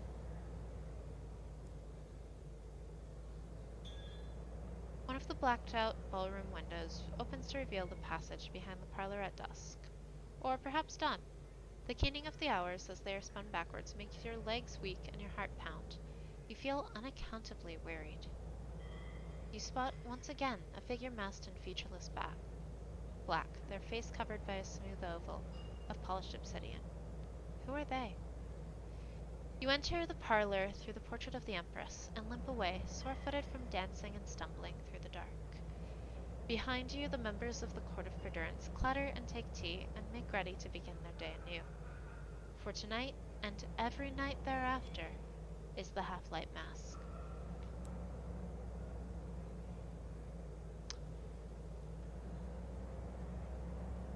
So, we do have a little bit of favor with a servant. So we've endeared ourselves to those who work below the stairs, and we'll get a little bit of a reward for doing so. The servants discreetly share their admiration for your kindness and charm. You try not to let it go too much to your head. There's very little competition in the field of kindness to servants here. You leave richer in gossip and soothed by the distractions of the half-light mask. And that is our first round through Perdurance. We can purchase a selection of immaculate souls for way more money than I want to, and ministry-approved literature. There is nothing useful at Perdurance. You cannot get supplies here. You cannot get fuel here. It is somewhat frustrating. But luckily, this time Perdurance isn't very far off the beaten track, In a previous run through, the tile set Perturance was just way off in the corner of the map near nothing. It cost so many resources to go here. And while this particular cycle through wasn't especially interesting, future ones may give us some really different opportunities. So one thing I do want to do here is, now that we have visited Perdurance, let's talk to our incognito princess and figure out why the heck she wanted to go below the stairs.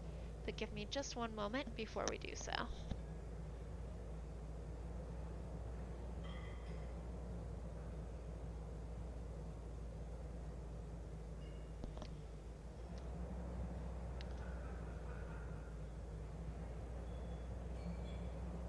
Ask Her Highness about the rumors. The crew whisper of all the engineers in Perdurance just disappearing, leaving naught behind but sporadic ghostly screams in the machinery. Is this true?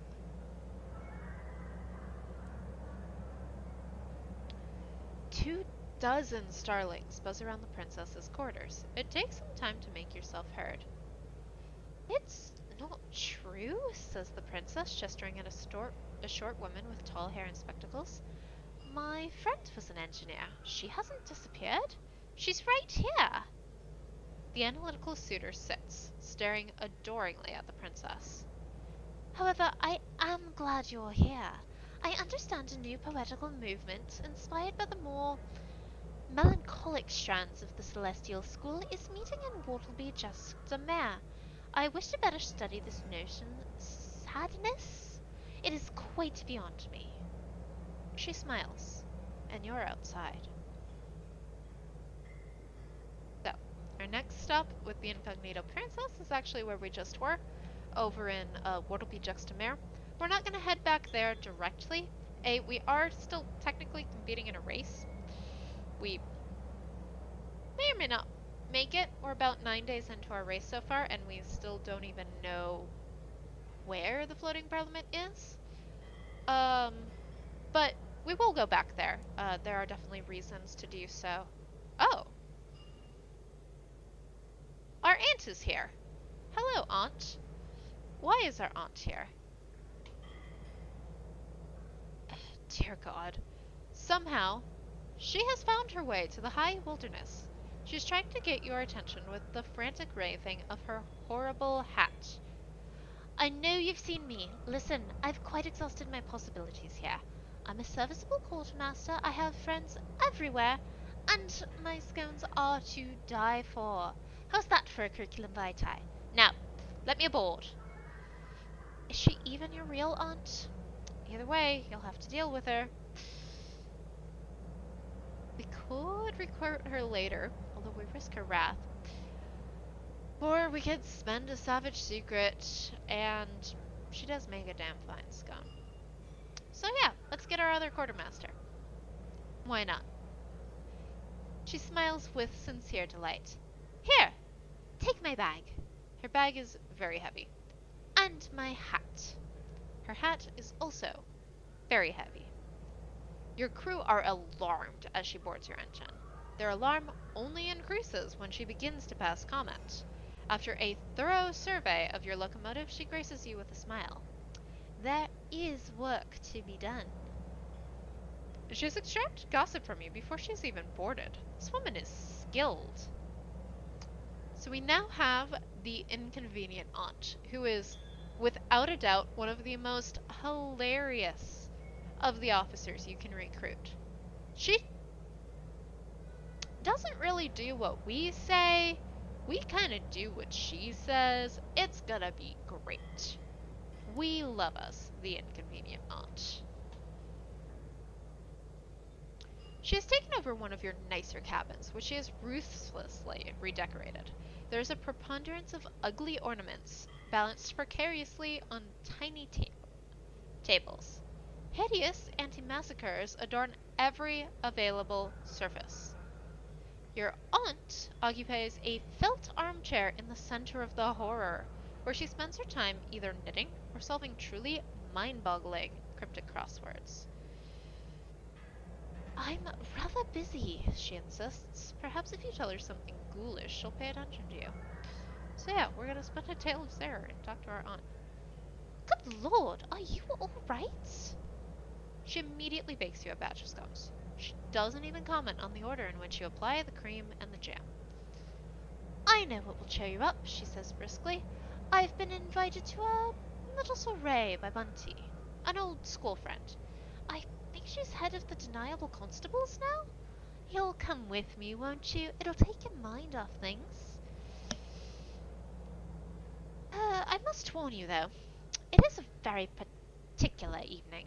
Old enmities put aside, that sort of thing. It's at Carillon. So, next time we're in Carillon, we could go to a soiree by Bunty at Carillon.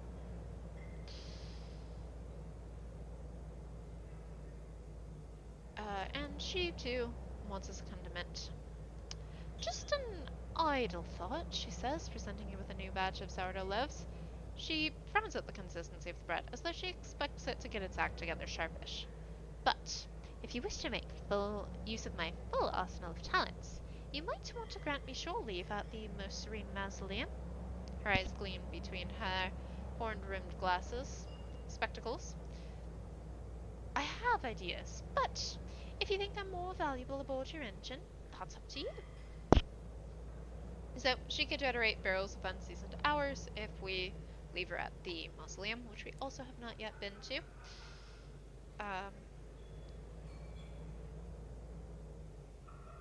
It emerges that your aunt has been holding a tea party for those of your crew plagued with bad dreams. You are not invited. It's nothing personal, dear. It's just they won't feel able to speak freely if their captain can hear. They know they can always trust Auntie to keep a secret. She closes the door in our face. What an inconvenient aunt. That's so funny. I didn't know I could pick her up here. Excellent. Alright, I think that is plenty of disturbance. We've almost made a full loop around the right side here. We're getting pretty close to Brassbon again. So, still no floating parliament, which doesn't bode well for our race, but hey, if we fail, I'm sure we'll be given another opportunity to compete again. Or we might find it right away and still make it in time. Now that we at least are starting to cut some tunnels through the sky, it isn't too hard to get back, and I believe there should be a pretty direct route to the Royal Society this way. I'm not 100% on that, but I recall there should be a pretty big opening. The sky's a lot more open here than it is in the Reach. But we'll see. We'll see what happens.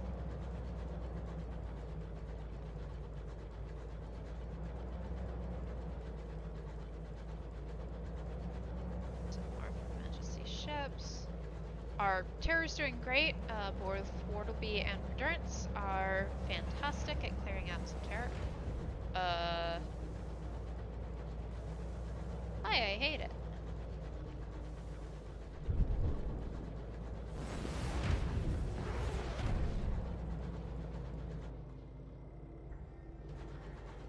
Well, that was terribly spooky. So if you missed it, the sky there was warping and shifting. Something weird was happening. And I'm not a huge fan of that. There was also a very large scribe spinster, which I also am not a huge fan of. We wish for neither of these things. So we are gonna just come over here. Hope we don't run into anything. Ah. I hear a clock tower. That's promising.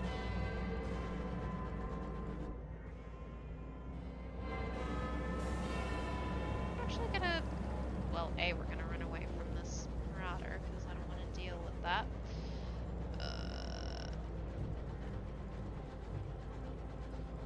Okay, we're alright. Do not have full steam ahead yet. Best. But there was something over here, so we're actually gonna go down this way.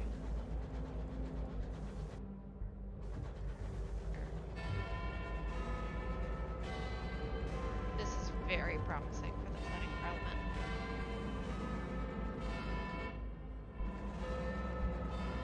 If this is the biggest bend.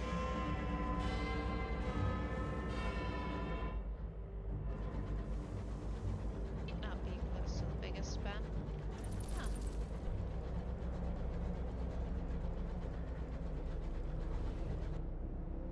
No, we're too close to the edge of the sky. I really do not know what happens if I fly outside of the, like, circle. But I don't really feel like finding out. It is something I could do in Sunless seas. You could actually, like, sail out of bounds and something happened. But it's generally spooky, hard to solve, and again, I do actually, like, want to accomplish something with this captain.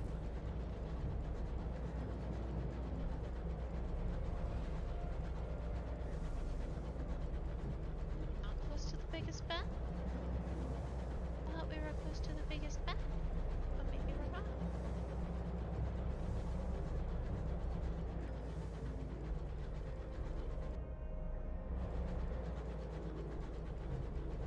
Oh, I don't know where we are.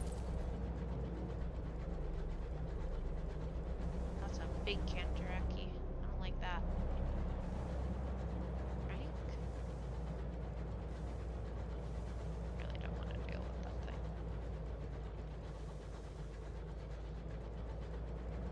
Thought we were close to the biggest bend. Lost.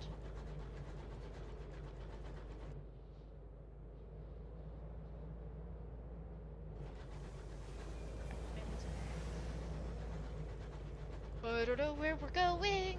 Do do do do do do do do.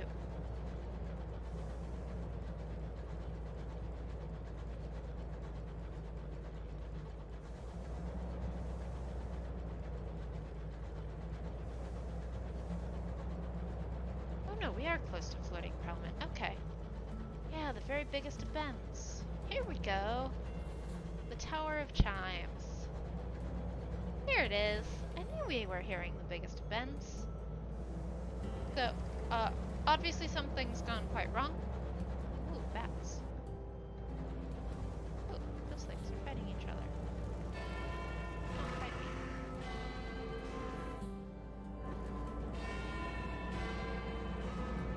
Somewhere in here should also be the floating parliament. Yeah, there it is. Perfect.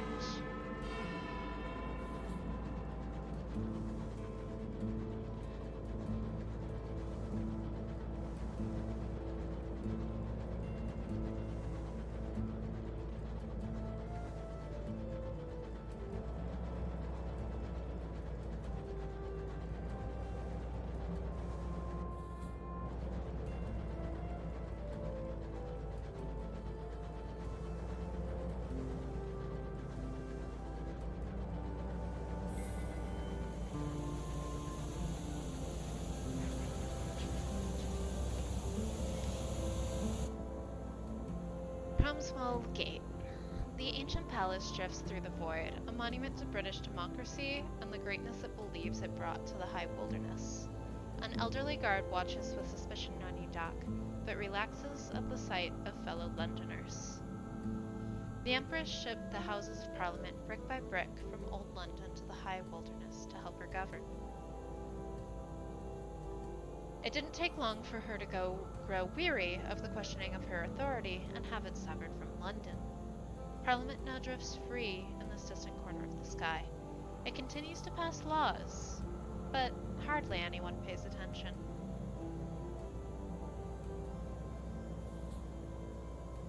Smiling, nervous young people greet you as you disembark. "Excuse us," the man in a yellow rosette calls. "Excuse me, a moment of time?" The smiling man wearing the yellow rosette cuts in first. "Captain, join our campaign to celebrate Albion and restore old-school patriotism to the land by officially renaming Wednesday as Victoria's Day. Praise her renewed majesty for all she has." The smiling woman wearing the green rosette effortlessly cuts in. For killing democracy? For our subjugation? No, Captain, we must make a stand for freedom. We must show the Empress that we will not just sit idle. Come, join us as we triumphantly remain her precious victorious sponge to the people's cake. So we can either vote in support of the Empress, it'll be good for the calendar industry anyway, vote in opposition of the Empress, or just keep walking, because this is a ridiculous waste of time. We're just gonna keep walking. The two of them show no interest in following you. They continue looking for new arrivals willing to take part in the process. Presumably ones who don't know full well that Parliament hasn't been in a position to pass laws in years. So we are advancing our parliamentary career. Because, you know, maybe we can become an MP. You never know. Let us compile a port report. While the place is off limits to most, there are always ministers and civil servants whose busy schedules allow a moment for a free drink. You ask the obvious question. What is the point of Parliament when Her Renewed Majesty never gives her assent to any of its proposed laws? They bristle. Tyrants fall. Democracy ensues. Explore Trader's Green. It was initially named for Cromwell. Someone clearly holds a grudge. The replanted gardens are a pleasant place to enjoy a walk, though the buildings are out of bounds to casual visitors. The Empress's Gate is particularly fortified by a heavy chain and a padlock too rusted over to ever be unlocked. A few protesters are taking a break to picnic on the lawn, away from the guards. Braver or more foolhardy ones sit on the idle's edge, swinging their legs over the sky as they eat their sandwiches. It's near them that you spot the fellow in the suit, swaying uncertainly.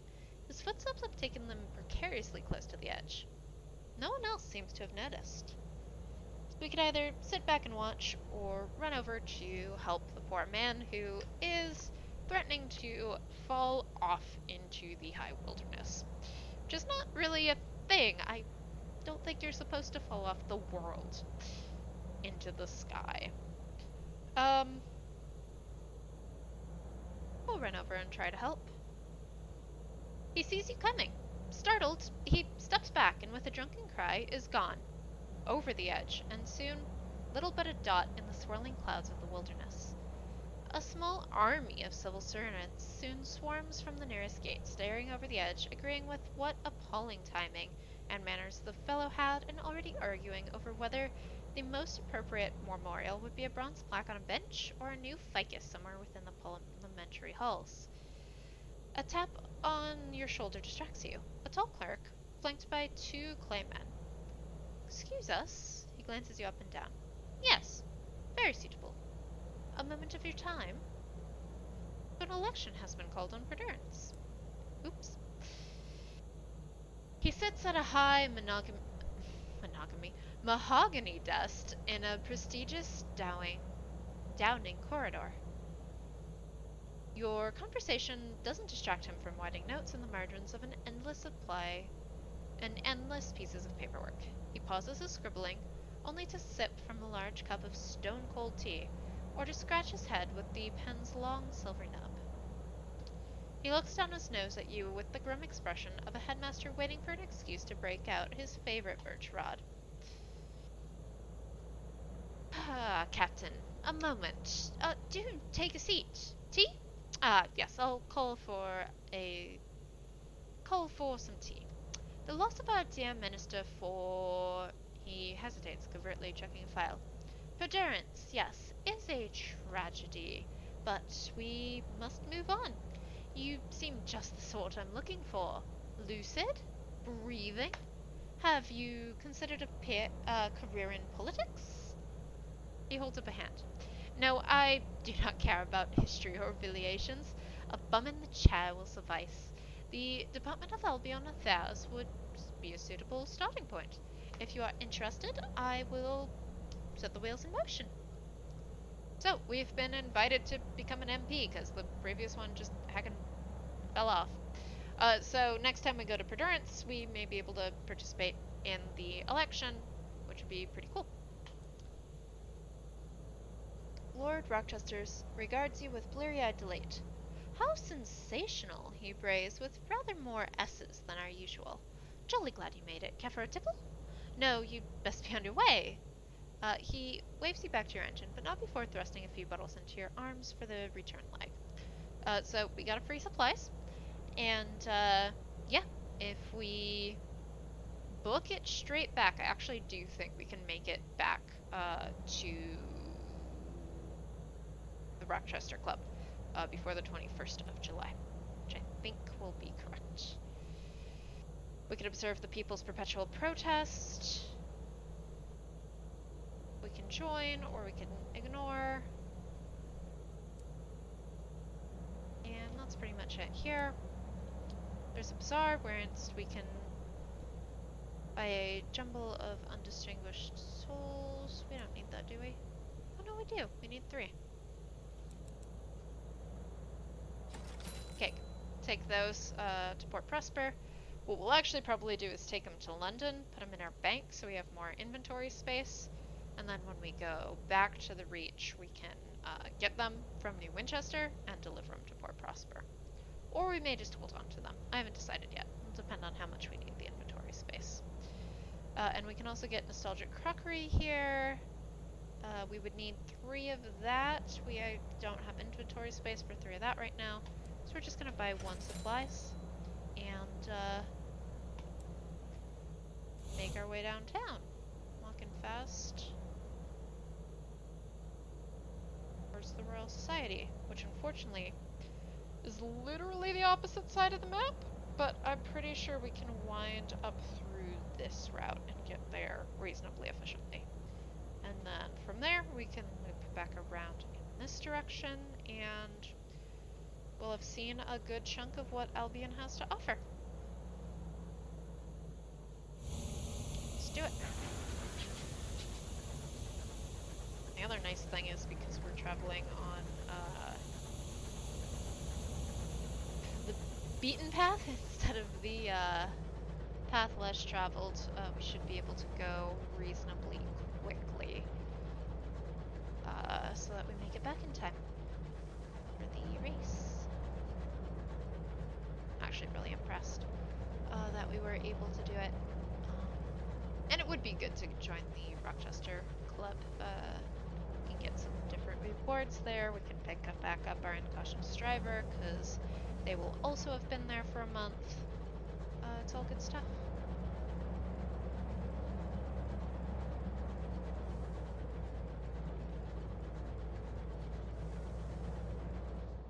Here, right? Yeah. If we had mining, we could mine into this rock, but we don't, so we can't. Hey, that ship's not gonna fight us. Excellent. Not wish for that ship to fight us. They're mean.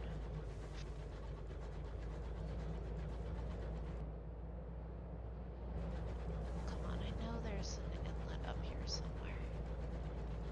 Better be. Sometimes a little weird to get back into London.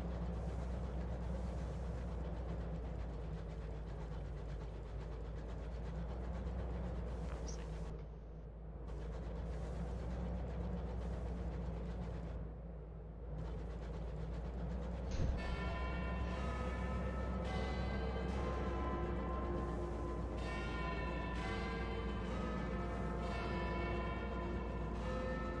Biggest events is very loud.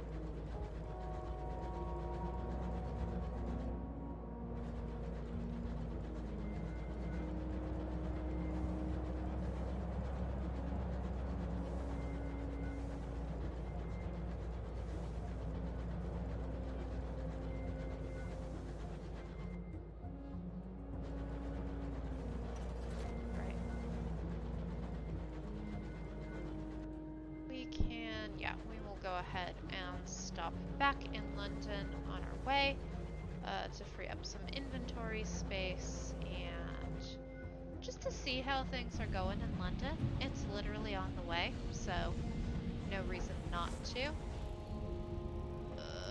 Yeah, I have to go around, I think.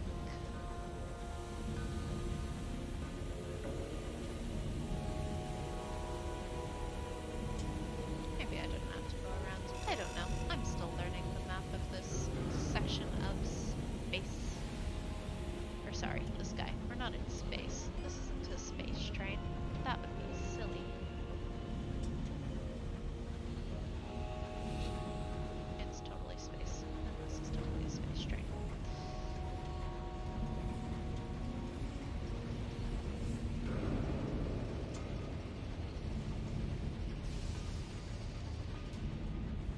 Sapphire and steel yards.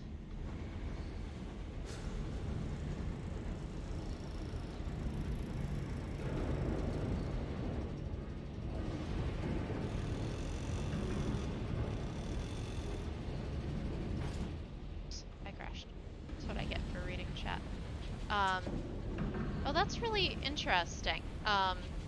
Yeah, I'm almost certain that the fact that London sent people with good pocket watches so that the train stations can accurately display London time is something that is included in this game, because one of the people that I have jobs for is the Ministry of Hours? Is that what he's called?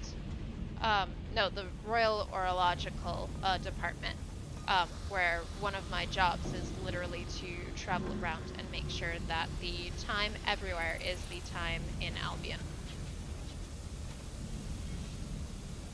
So I am positive that they that inspires some of the aspects of this game. But that's really interesting. I didn't actually know that. But yeah, it is definitely something that I think the team at Fail Better did know about and incorporated in, because that's really cool and is very, very similar to how time works in parts of this game. So first things first, we're gonna go drop that stuff off in the bank. I don't need it right now. And if I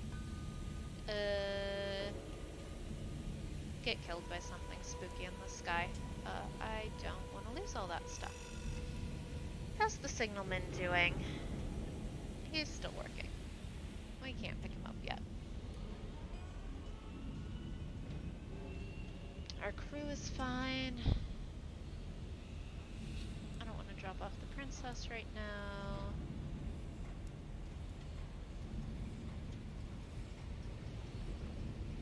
We are gonna repair the train.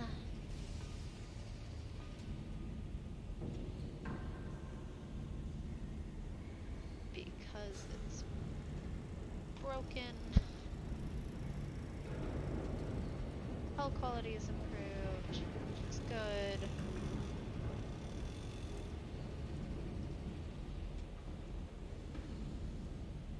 I don't think there's anything else I need to do at this one here, other than give fuel to supplies as we do, and then we are gonna go somewhere else to drop off our port reports. And we will check in with the Orological office as well, because they're cool. Where are they? They're over there. And I'll try not to run wholesale into any more walls. So we have 10 more days to make it back to the Rochester Club. It'll be close. I don't know if we'll make it or not. To complete our race.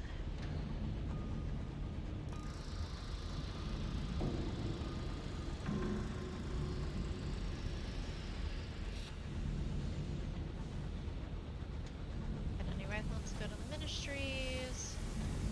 Up.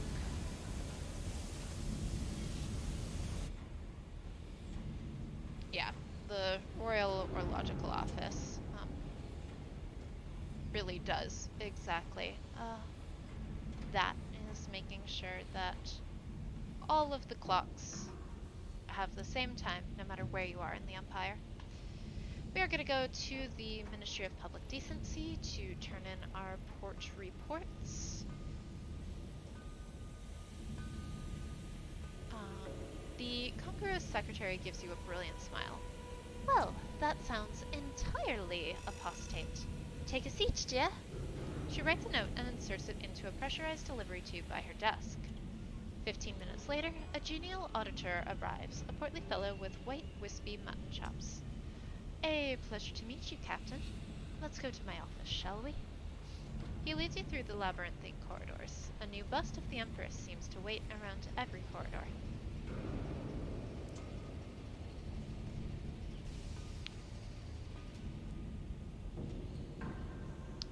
He listens intently, writing notes on a pad of paper. His comments are absolutely neutral. I see. Fascinating. Well, well. You notice your reports are filtered into separate files. Afterwards, he writes a requisition form for you. Just pop this into finance on your way out, and they'll see to the needful. Terribly grateful. Best keep this information to yourself, though, eh? Rest assured, we are the experts. We'll ensure it's handled sensitively. So we've gotten 400 sovereigns, we've gotten some ministry gratitude, we've increased the strength of the sun, we can get ourselves more invitations to perdurance, more ministry stamped permits, lots of things that are helpful. Both of these things we will need, neither of which I am going to take right now because I want to build up a little bit more favor first. I don't think I have anything I could do with the urologist. Nope, not right now. Okay. Office of Works. Oh, I did need a caged catch. Oh well. We'll get one later. Okay. Enough of that. Where are we going? To the Royal Society. In the next 10 days. Let's see if we can make it. Oh. If I don't cross the local limit of 28 times. Oh. Specifically 28 times.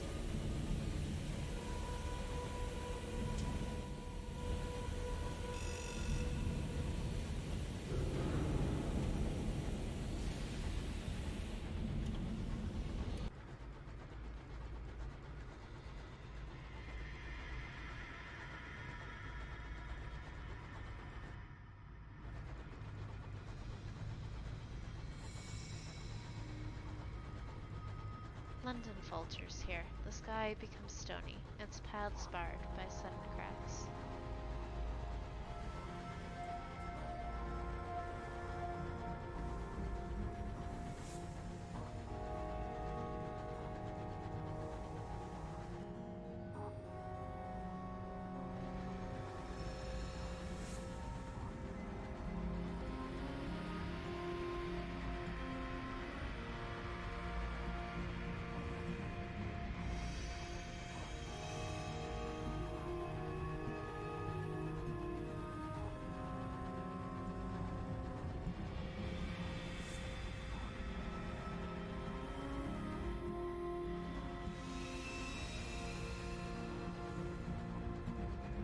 The wind is restless, sudden it blows, and the ogre billows from the cracks.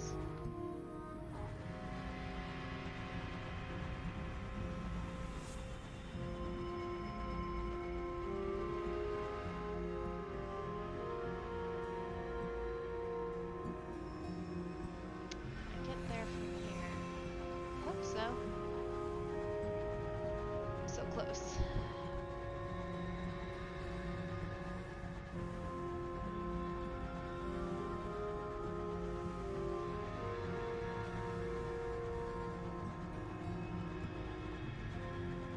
Ah, that seems to be a dead end. Shoot. I don't want a dead end. I want to go the right way. I got 6 days left. Got time for dead ends. This is one of the most labyrinthine parts of Albion. Not easy to figure out where you're going.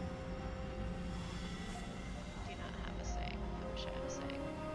very interesting to explore all these abandoned habitations in Albion.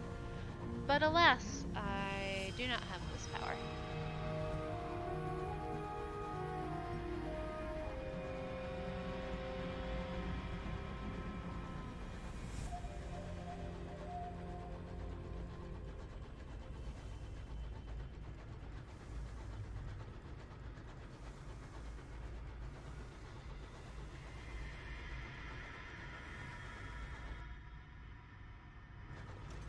Oh, we're so close. I think I'll make it.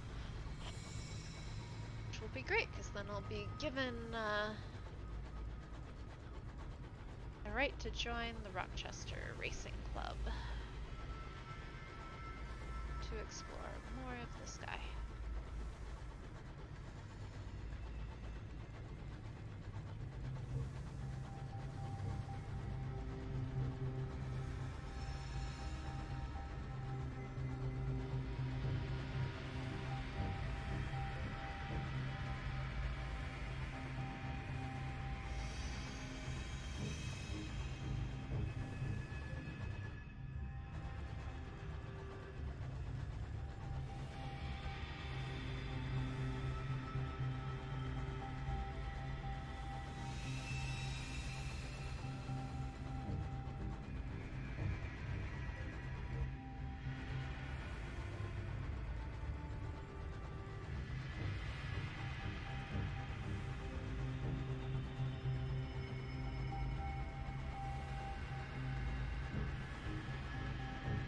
Alrighty. Get back to the Royal Society.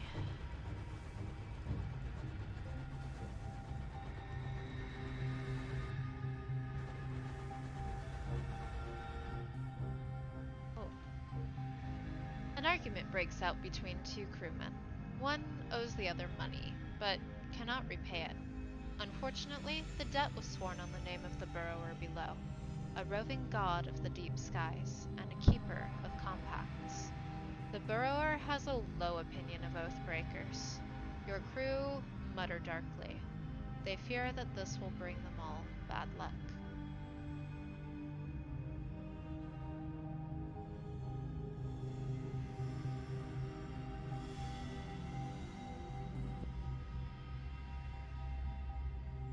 So we can banish him, which will probably result in us losing a crew member. We can punish them, both. We can pay off the debt, or we can ignore it. Do need to keep my sky stories, but I think this is the one I want to do for now. One of your crew, tattooed with dragons, acts as an occasional mediator with the burrower. She conducts a simple midnight ceremony, in which you recite the promise that was made and immediately pay the amount owed. Your purse is lighter, but the debtor, the dettee, and the mediator seem happy. Outside, the skies are thick as soup. Yeah, every option is an interesting option. Paying off is definitely, like, in some ways the least risky, despite, you know, the cost of it. But we do now have the attention of the burrower below, which may or may not be a good thing. We'll find out. May not matter at all. Some of the other options probably hurt our crew or increased our terror. Everything has its price.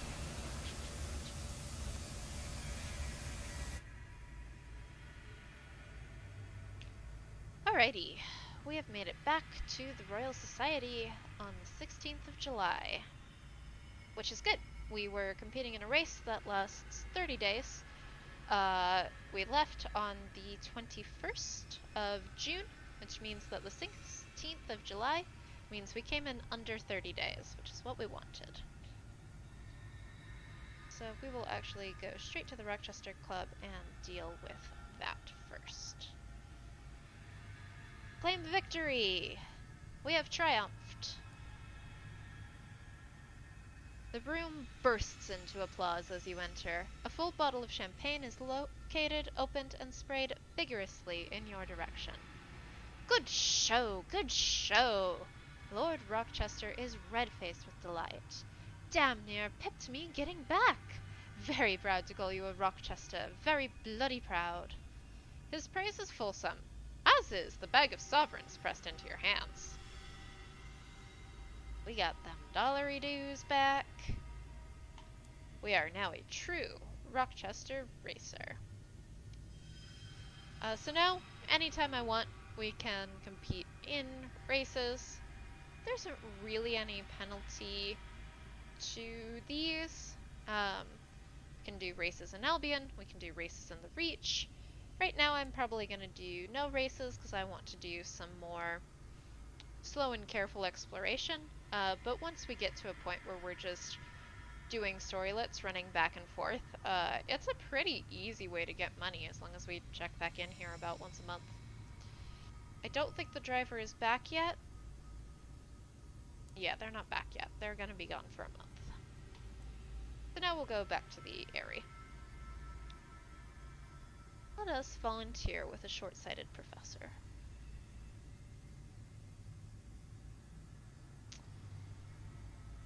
Our terror's in pretty good shape, so we're going to volunteer our crew to go help them out. Get a savage secret. Your chosen crew member returns to the engine with a startled expression and a slight limp. What happened? They try to explain. Occasionally, their explanation shifts into Flemish, a language that, until today, they did not speak.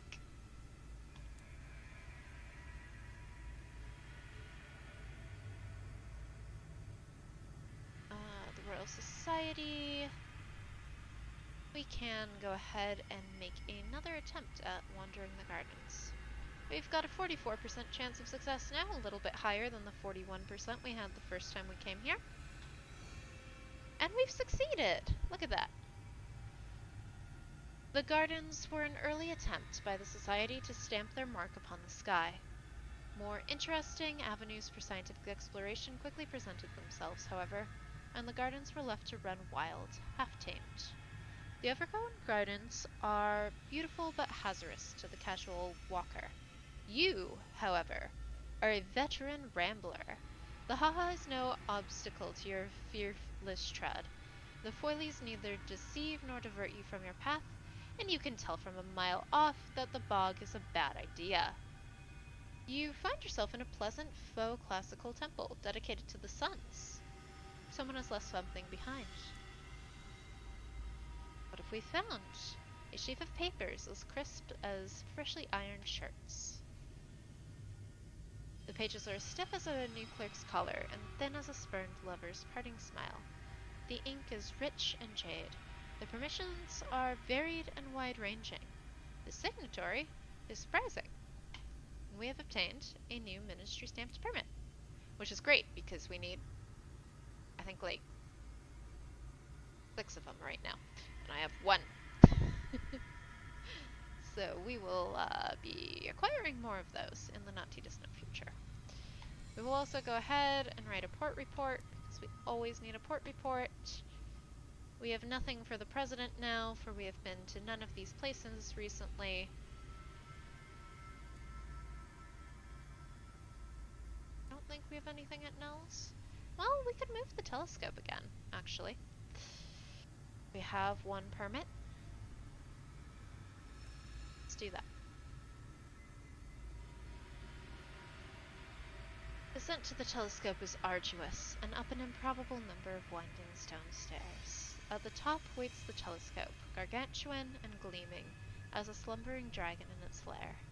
The professor bounds up the last few stairs, and harries you to pull the chains that raise the dome, while he fiddles with the machinery to lower the telescope to eye level. An assistant is on hand to do the actual work.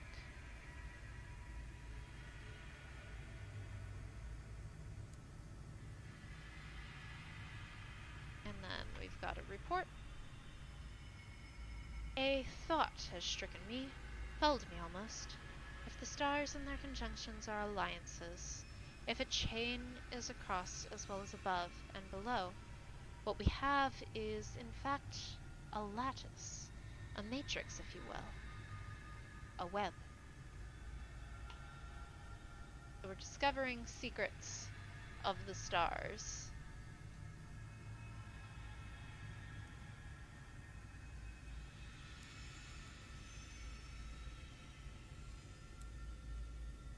Never hurts to have a little bit of tea in London. It never hurts to have a few more supplies either. And now, with that completed, we're fairly free to go wherever we want to. I've made a pretty good circuit already down along the right side here, but there's a lot that I have not yet explored over here on the left side.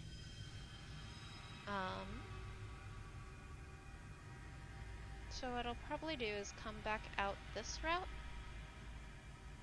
go up to the Clockwork Sun, and then explore down around this side of the map.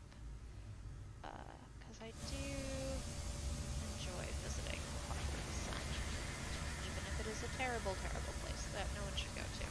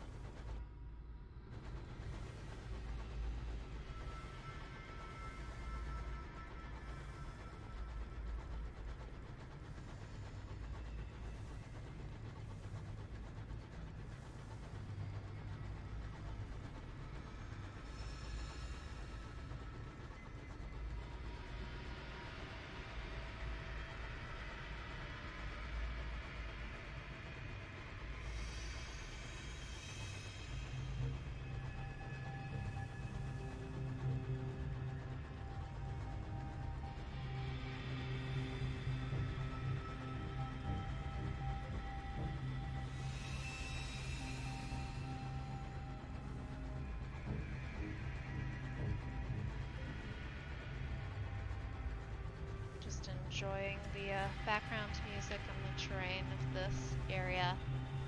The Orm's World, where we are now, is very unique, and I really haven't seen the story lists that explain why it's like this. It's very curious.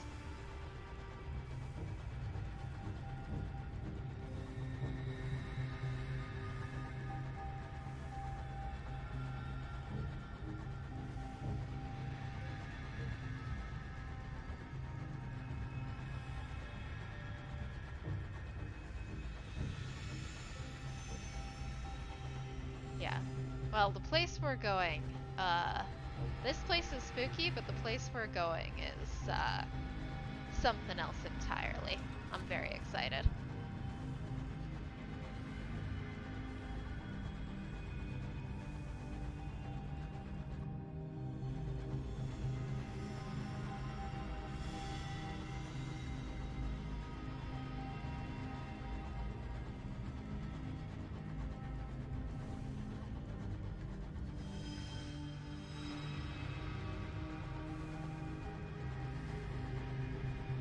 Actually,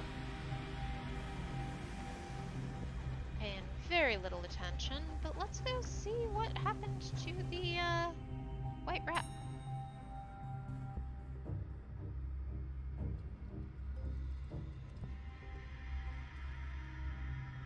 Probably succeed. I'm sure it'll be fine. We succeeded, kinda. You lead the boarding party into the groaning hull. You'll need to be quick. It sounds as if it could tear itself apart at any moment. Insulated in your sky suit, lamp held high, you lead them to...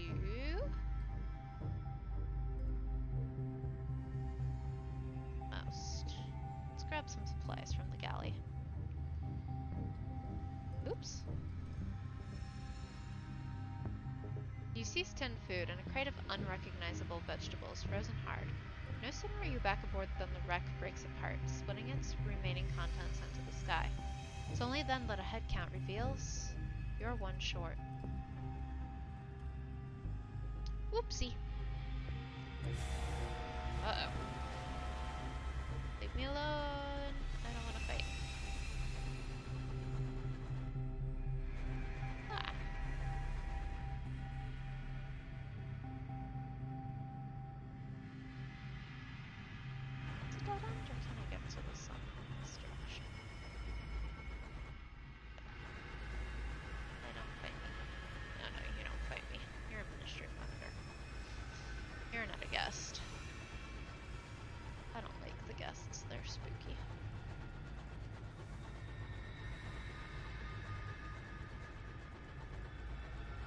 Although we haven't seen very many guests in this one, which is nice. Guests are very, very spooky. Let's go up here.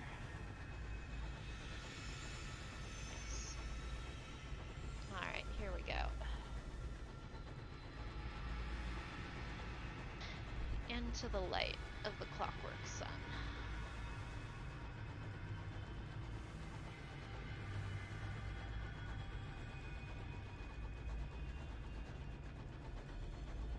So beautiful. A sound like a shower of diamonds. You have passed through a field of glass fragments.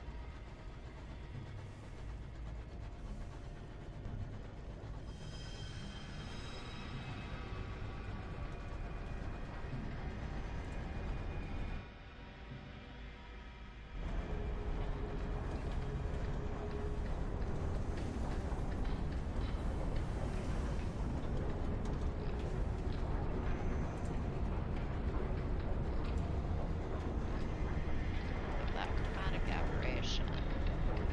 Look at how spooky this is. I love it.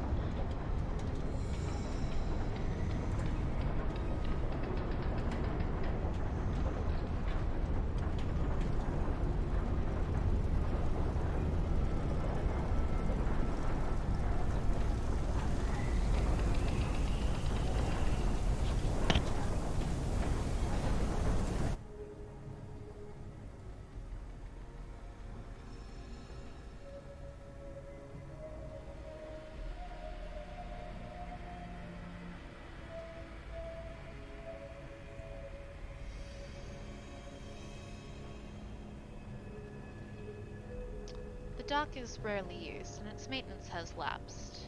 There's evidence of rust and metal stain, but only on non-crucial components. It's safe to stop for now. Once inside the dock, the sun's scouring light has diminished. So we can go scavenging with the dawn rats, and this is just a straight-up luck chance. A nervous voice whispers from behind a bulkhead. Help us! We were brought here to build the clockwork sun. Lots of abandoned storerooms. Help us raid them and take your fill. Safety in numbers. The sun despises thieves, but its anger can't shine on all of us. We can get some more fuel. We can get some more supplies. We're a little bit lower on fuel. Hey, look at us. Wow, that was a lot of fuel actually. I can't hold that much. Oops. Great.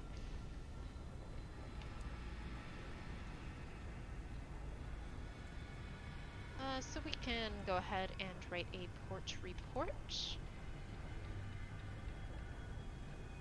Always get a port report.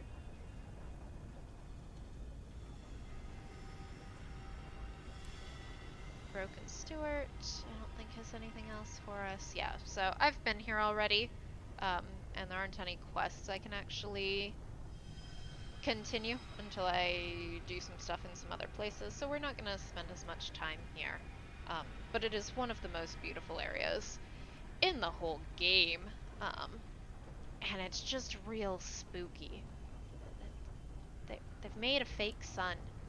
It's so weird. It turns things to glass. It turns people to glass. We're gonna pick up a glass person in a little while here.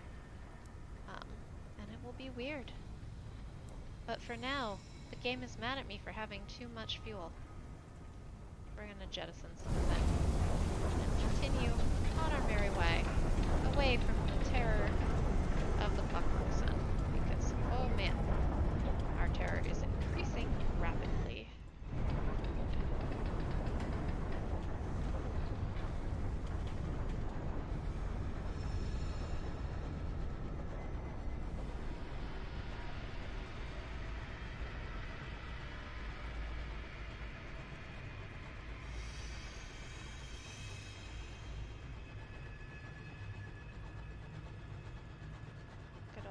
Glass in the glass field.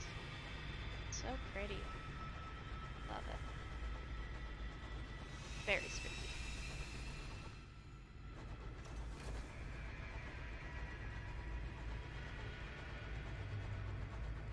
I'm in constant fear of being attacked by something out here on the far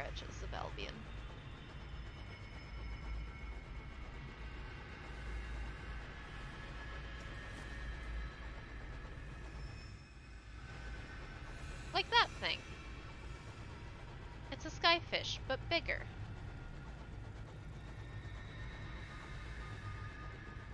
The Chaetopterus hoarder will not come out of the walls, and a low, hungry chittering rattles through every pipe.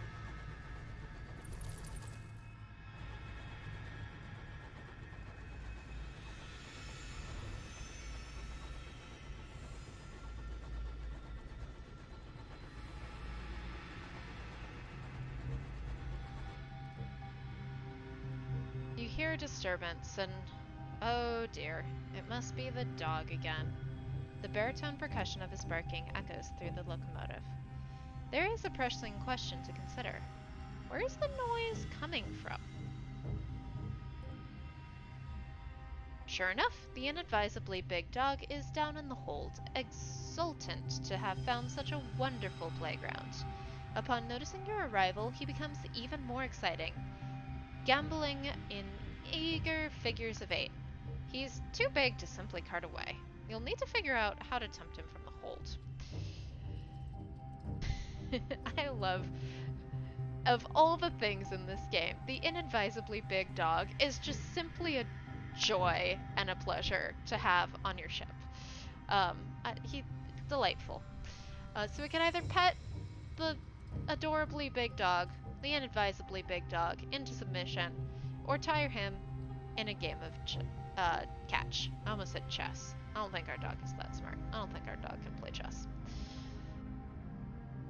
So, shall we pet the dog, or shall we play fetch with the dog?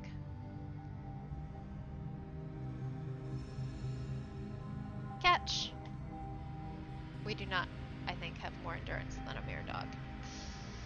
It is only a single game, but it stretches for more hours than is reasonable, the dog leading you round and round until you're wheezing like a career civil servant. But it does end. At some point, you two stagger from the hold, slumped on one another. Hopefully this won't need to happen again. I love him. He's so good. This will definitely happen again. You are correct.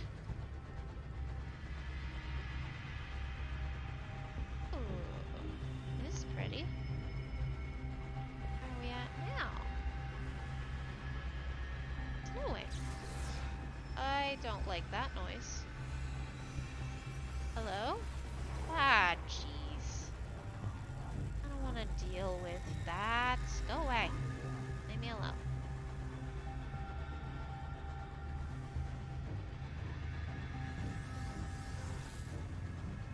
Not shoot bolts of purple electricity at me. That's rude. I think we're near the Avid Horizon?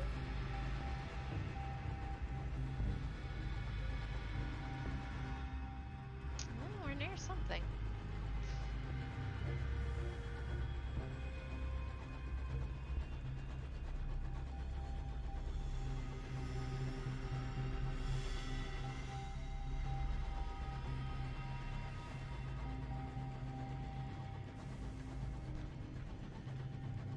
The princess is intrigued. Is this the Avid Horizon? I was occupied when the royal locomotive came through. Home Bureau. Alright.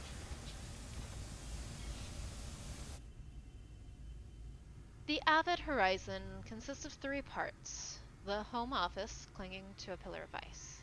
The gate through which Londoners entered the sky, flanked by its towering statues. And the quiet sea, whose waters are home to those left behind. The very edge of the high wilderness, the border between now and there, now and then, here and there, the skies and the earth. The few lonely buildings of the port face the great gate of the Avid Horizon. Bordered by 2 vast winged statues, the gate towers over the shrouded sea that divides the port and the gate. The other side of the gate opens far beneath the earth, on the bleak shore of a subterranean sea. London rested there for a while Her Majesty was indisposed with grief. A handful of years ago, though, she led the exodus of Londoners through the Avid Horizon and into the sky. You were among them. Do you remember how you came to this place? That this is a special storylet because our origin was as a Zailor, and is a tie-in to the previous game in this series, Sunless Seas.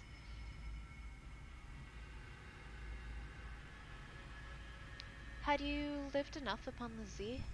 Your appetites fulfilled and your curiosities sated? Beyond the horizon was a horizonless place. There was a sky more sunless. You took what crew would follow you into the weirder waters, and turned your engine north. Her renewed majesty had opened the door to the high wilderness to establish an empire among the stars. You would find your place there. Weeks later, through the northern ice and the dark beneath the worlds, you reached the gate. Its statues loomed like giants. The door was open, and the space within was filled with suns and stars and light.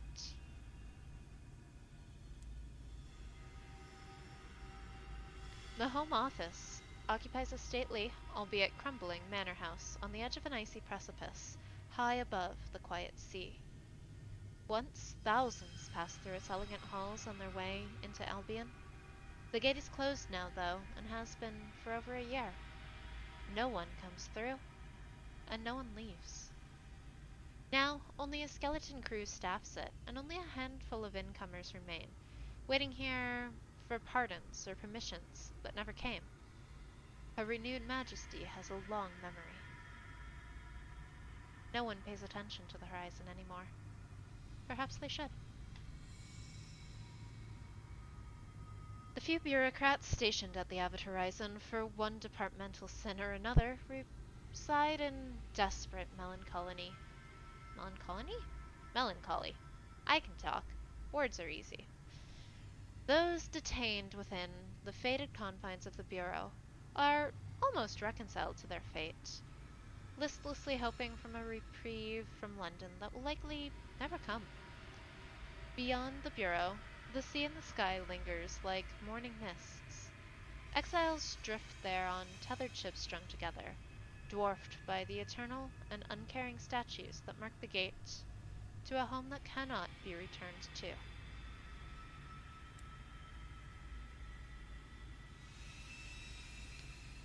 Protocol is everything when it comes to dealing with London's bureaucracy, even at this outpost. Especially at this outpost. The acting senior probator is responsible for monitoring all those trapped at the Home Office, the detainees forbidden entry into Albion, with no way back through the gate. He sits behind a little desk in the echoing hallway of the manor. He keeps three things on his desk: a wind-up clock and two battered mugs. He surveys you coolly. You're welcome to have a look around, though we have precious little in the way of diversions. Have you been out to the flotilla? I must ask that you do not pay too much attention to the cultists. And if you have not, I'd recommend staying away. There are good reasons they were never allowed into Albion.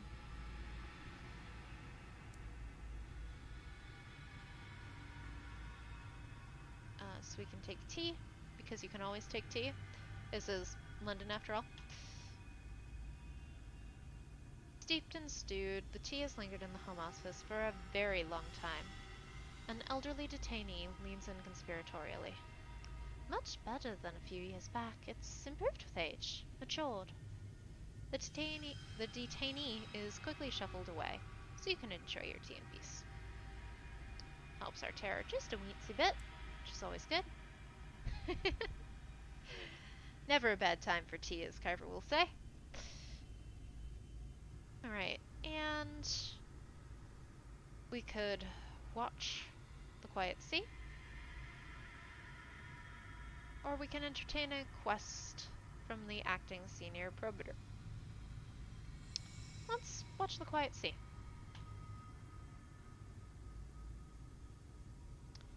Peering into the wisps of white mists that dance across the shrouded sea, you can make out a few boats drifting towards the gate. Its statues are hidden, aside from a few pinpricks of light dancing near their crowns. Below the office, the shoreline is clogged with rotten flowers and ruined offerings from the cultists that live in the sea. Perhaps they were rejected. Perhaps they were never received.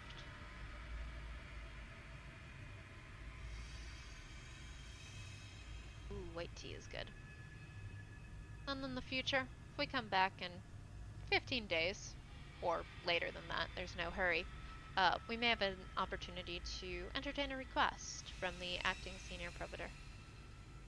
And then, as time goes by, there may be different random events that happen here at the Avatar Horizon. Let's take a look at our officers. What did you want? What did you want me to do? I have too many quests these days. Look at all these quests.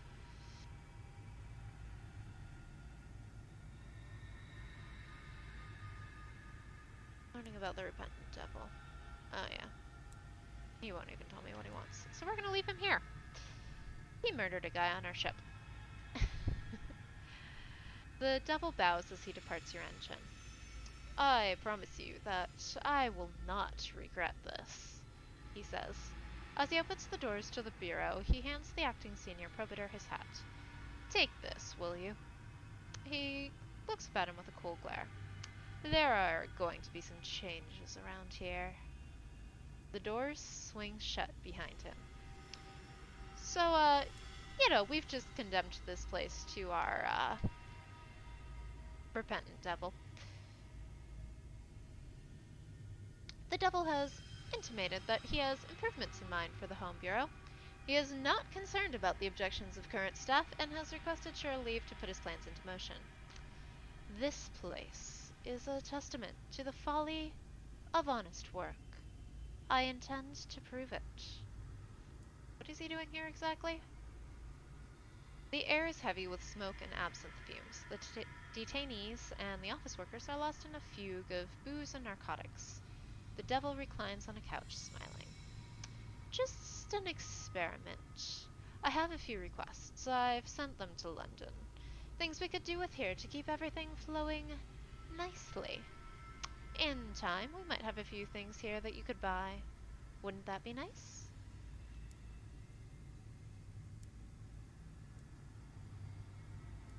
So, right now, we could just get supplies and tea, but over time, there will be some particularly rare and interesting things that show up here, at the Avid Horizon, while our repentant devil is chilling out there. And I need to assign a new signaler. Ugh, fine, do it up next stuff.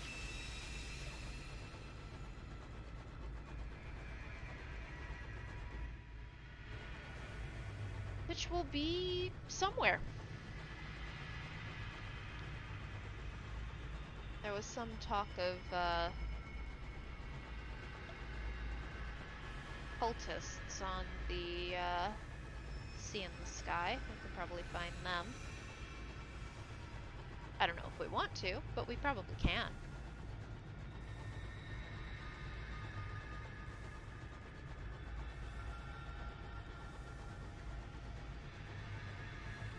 I don't think I trust that ship. Oh look, boats. I do not trust that ship. Leave me alone. Oh jeez, you're mean. Don't want to see stars here. Oh jeez. Yikes. Oh, pff. Okay, well those things are gonna go fight now, and I'm gonna hope they just ignore me. Ah! Bunch of spooky stuff. Hey, let's go to this port so all that spooky stuff goes fighting over there. Stare to the sea.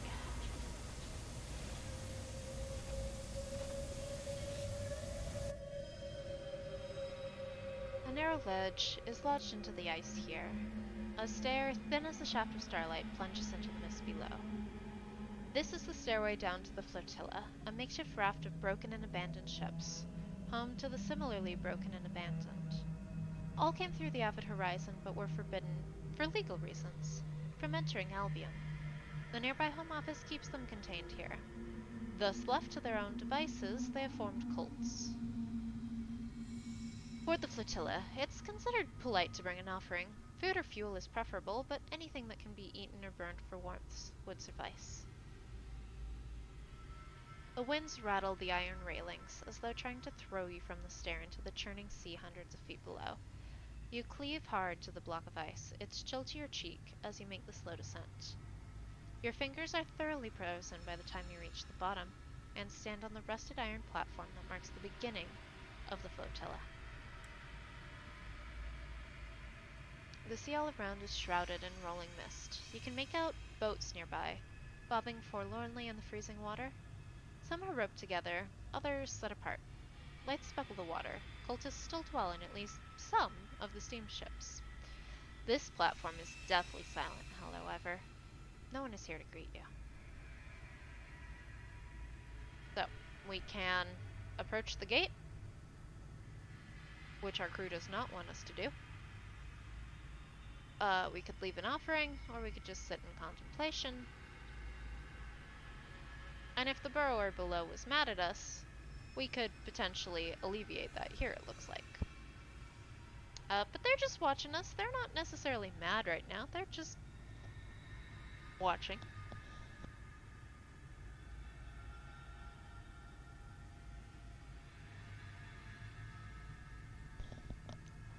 Alright. I'm gonna go ahead and give this a try. I think the only bad thing would be terror. The good thing is also terror. The air is still and frigid. Your teeth chatter. Ice floes drift by in the mists. The gate is far from the flotilla. Your breath freezes in the air. A little craft loosely moored to the rest appears serviceable. Oars nest in the berth. You cut the rope and jump in, pushing out into the mists. The gate rises like a sculpture. Its statues, twin cowled figures, raise their wings in an arch. The gate between the statues is gaunt, the color that remains when all other colors are devoured. It is sealed, sarcophagus tight. When you touch it, it sears your fingers with the bitterest cold. It will not open for you. This is the end of the sky. You can go no further. It's very spooky. We're gonna leave the gate alone from now on. But we will make an offering. At the height of its powers, the Home Office processed tens of thousands of petitioners seeking entry to Albion. Some were rejected or were left to seek appeals or help from Albion, caught in limbo between the office and the gate. Here at the edge of the horizon, in the shadow of the winged statues, detainees leave offerings, prayers, and messages to the world left behind. Supplications to the cultists that dwell on the quiet sea. What will you leave behind?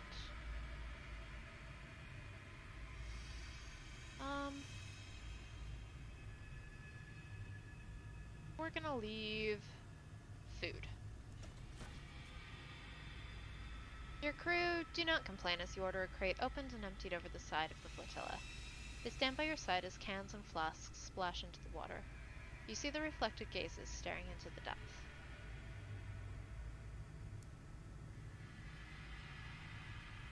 A figure in an antiquated frock coat snaps out of the mist. A fine evening to you. We were impressed with your offering. The man lowers his hood. His features are strident, striking, made all the more so by the lattice of tattoos covering his face like a verdant birthmark. He extends his hands. The Word made flesh, and you have fed ours. We would be glad, the supralapsarians and I, to welcome you to our little enclave in the flotilla. He lowers his cloak to expose his tattooed collarbone. But first, you must read. We can read the illuminated archivist's flesh, which is quite spooky. But as I have mentioned several times, Sunless is a horror game. The tattoos on his collar are a jumble of words and pictures. You make out a crab and a cave, a candle and a roof. You recite the words you find there. I am home. He embraces you, bony arms wrapped around your frame, like stumbling into a coffin. Yes, you are home. Follow me. We are all at the flotilla at the moment. I dislike the arrangement, but there are too few of us to survive alone. If you like, I shall teach you to read. He says read with a weighty, portentous inflection. So he would like 5 sheafs of ministry-approved literature. We currently have none. Here, among abandoned boats on the quiet sea, the similarly abandoned and forgotten of Albion have made their homes. The cults share this space, for warmth and for shelter. Some boats are covered, others converted to makeshift anchorages, refectories, and cells. Hopeful acolytes flocked from one ecstatic figure or another, roaming about this doctrine or that.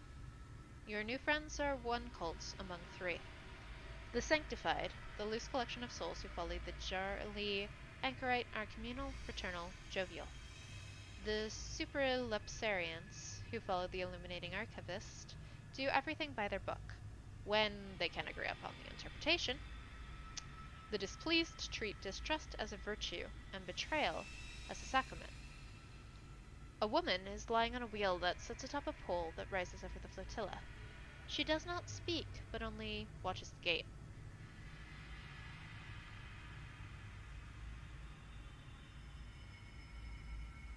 So we can gain some favor with the cults. Every acolyte has a favorite spot in the flotilla to take their kip. The politics of one's sleeping arrangements are complicated here. Because you were selected by one of the leaders of the mystics to uncover their sacred mysteries, you may sleep where you like. Everyone is eager to see what you choose. There isn't much to do here. So, effectively we have a series of choices now, where we can community, tradition, or solitude. It's usually pretty obvious which choice aligns with which cult, but occasionally I get confused. Since we're working with the archivist right now, I think we do the traditional offerings. Yes. Where Londoners sleep, they do so regardless of their surroundings. Noise shall not disturb them, nor light rouse them. A Londoner can sleep through damnation. They keep to their regular hours, for they have adapted to the endless darkness beneath the earth. The words wash over you as you lay to sleep.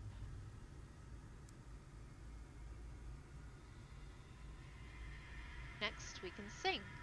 On rising, there is singing. For some a morning chorus, for others a lament. Lungs swell. The flotilla's dwellings are made of broken boats and battered carpentry. Mists, luminous and sinuous, shake through the gaps. Voices carry on the breeze. Each could be just beside you or stood on a distant desk. Desk? Deck. Here there are no echoes, and the sky swallows all songs. All sing, nonetheless. What do you sing of? Of life, of loss, or of the place left behind?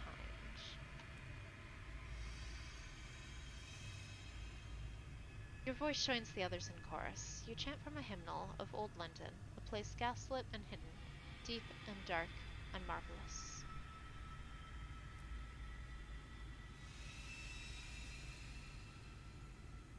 The acolyte smiles as you kneel in front of her. A bowl of salt water is between you. You do not speak to each other but to the water, which will drown your secrets. Your eyes meet in the bowl. Her smile widens in encouragement. So we have yearning, despair, or sentiment. Sentiment, I think, is the jolly one. I think it's yearning? We'll find out. Okay, yeah. The acolyte nods encouragingly. She speaks a few words from the book. I, too, long for all manner of things. Her eyes widen as though she misspoke. I mean that I wish to see starlight and sunlight again, but we have fallen and such things are denied to us. She leans on to whisper her own confession to the bowl.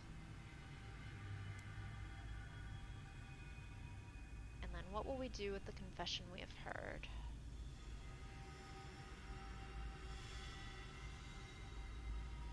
So we can keep it, betray it, or don a mask. You followed the other acolytes in choosing a flimsy wooden mask. Bat, fox, cat, or bear. It denotates that you carry a confession and are available to hear others. You promenade around the decks, clutching candles as you go. They speak your name in the shadows and toast you in their revels. You are the darling of London. And finally, we will dine at the feast. Makeshift tables are laid with the fruits of the quiet sea. Some acolytes have spent their days upon the waves, fishing for whatever blind, writhing things count as fish here. Others forage for preserved food from forgotten ships. Others range farther among engine wrecks and the refuse of the Bureau. Wisely rationed, there is enough for one such feast every week or so. With traditional decorum. You will not eat until you have located the appropriate cutlery. You pass to the left and take from the right. You will not use the tablecloth as a napkin. The supralapsarians look on admiringly, while the sanctified get juices all over their clothes. It's as though you've never left, they whisper to each other, their eyes agleam with something akin to hope.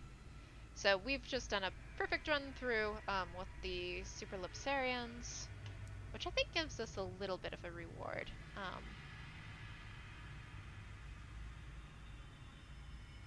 But I think we still need to bring the literature back before we can progress further with the cults. As the other cultists are departing, your friends along the supralapsarians bid you join them. They promise a reward.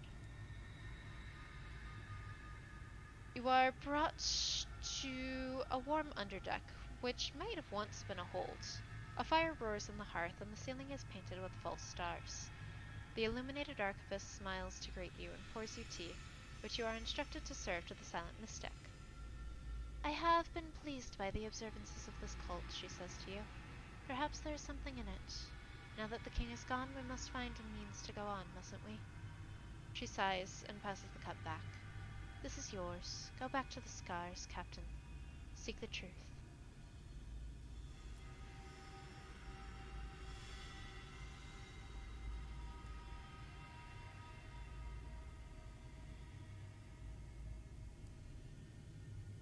Alright, so that is all I can do at the flotilla for now. It's a super interesting little set of storylets. I am always fascinated by this and how it connects to Sunless Seas. Because this is the only location that is the same between them. The Avid Horizon is the link between the Earth that we've left behind and whatever the heck is happening up here. But alas, our terror has gotten over 50%. So now, bad things are happening. A junior signaler receives a dose of medicinal port from the infirmary after seeing a frozen corpse spin past the window. The experience has shaken him. The dead are hungry, he says. We need to make an offering, or it'll come back, a-knockin' at the hull. So we can jettison some supplies, reprimand him, double back for the corpse and loot it, or recover the body and transport it for burial, which will lower our terror by 50 but increase our nightmares by 1. Right now we are doing reasonably well on supplies, and I'm confident we'll be able to find another port in not too long. So we are gonna go ahead and do this one. The rations spin away into the stellar mists. You mourn the biscuits. Some of them had chocolate on.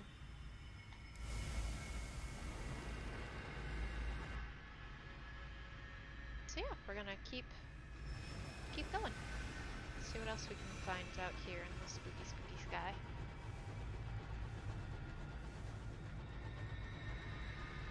I'm hoping for the Serene Mausoleum before too long. That is one of my other favorite places because it's just so cool. Not the mausoleum itself, but something near the mausoleum. So once I find it, I can go to the cool place.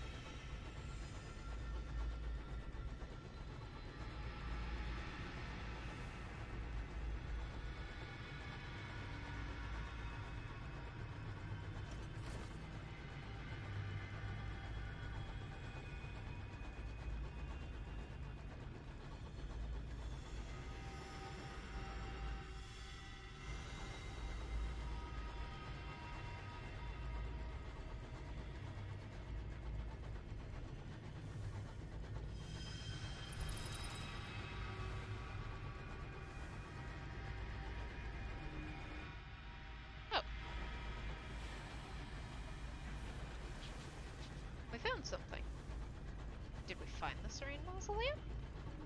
We might have done. That's pretty funny, actually. Alright. So we'll go to that port in a second, but this is the coolest frickin' thing.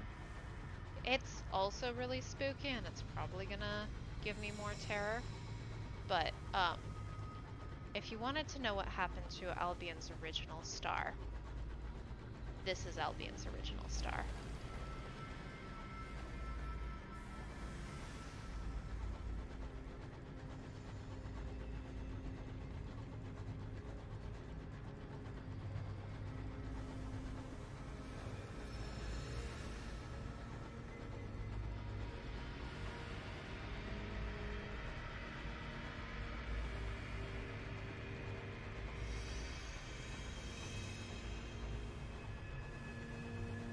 Gives me the chills every time I find it. It's so cool.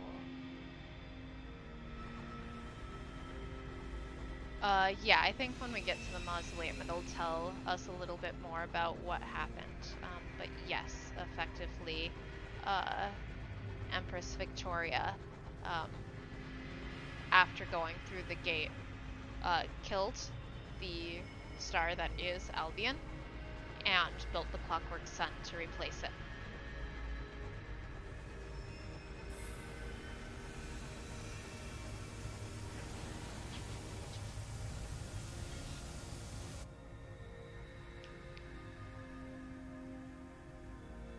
The soaring spectral heart of the most serene mausoleum, constructed over the cooling embers of Albion's murdered sun. The mausoleum was built to house London's most glorious dead.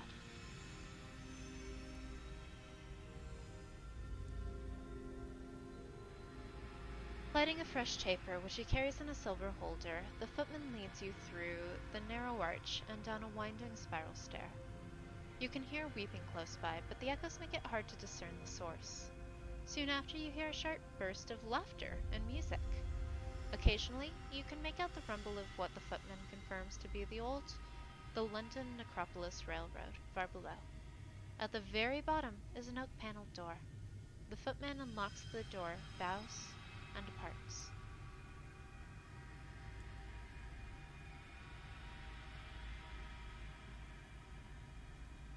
The cheery registrar has you fill out a form indicating your profession, age, usage of hours, and to confirm your legal status as alive. The prince consort's tomb is exceedingly popular. To prevent congestion, donations are requested. The higher the donation, the longer you will be allowed to gaze upon the spectacle. If one is fortunate to garner the attention of one of the deathless, one must be respectful and only speak when spoken to. It is not due for the living to linger amongst the dead. She files away your form into an excessively large black cabinet.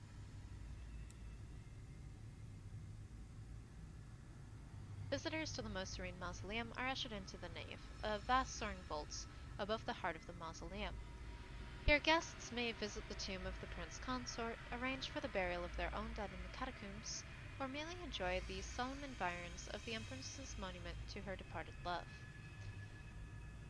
So we can, intern our aunt, despite her lack of being dead. That's not, like, critically important to be interned, apparently. We will write a port report. The Most Serene Mausoleum endures. The catacombs grow as the necropolis line brings more bodies for burial. Traders bring fresh hours into the mausoleum, endowments for the Empress for the deathless interred in their vaults. Plans are in motion to add a new chapel to the nave, while the deathless petition for a new separate station for the exclusive use of their servants. Death has never been so much in motion.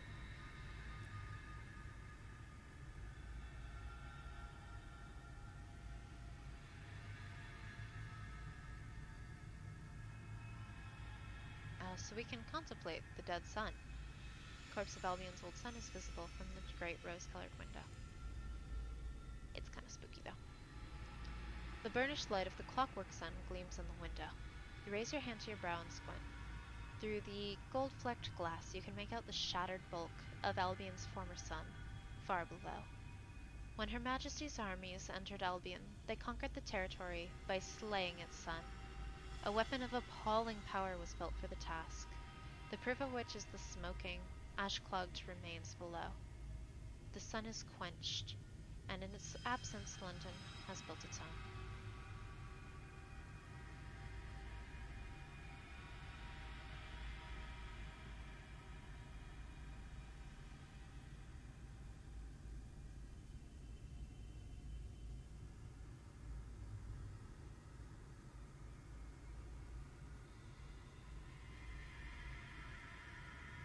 It's very spooky. They built a terrible, terrible weapon and blew up a whole sun. And now it is dead.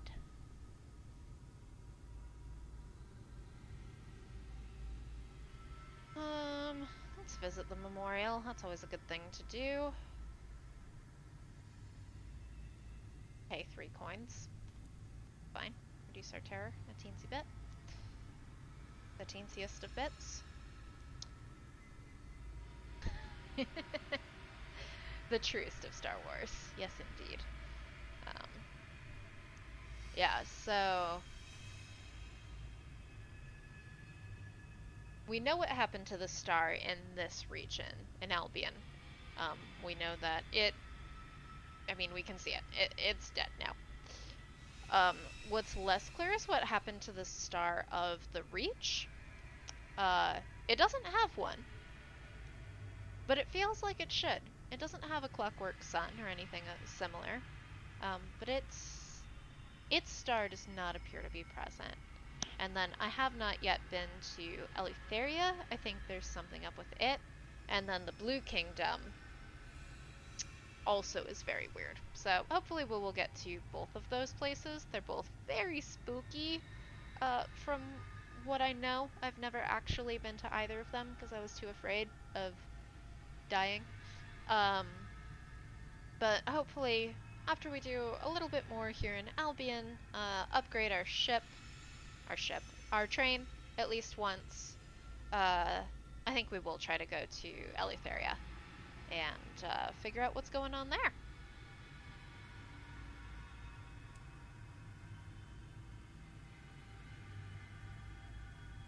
Turn to the nave.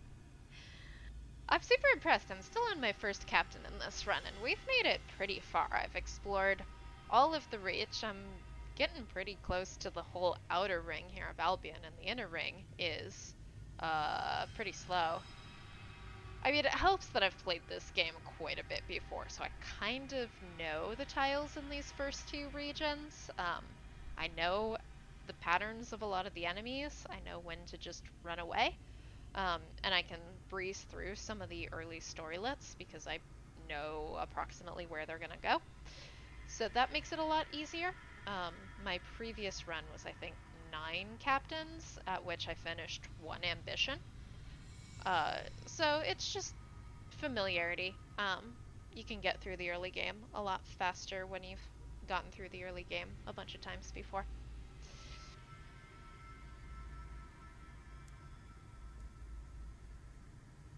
I do not have any nostalgic crockery. I do not have...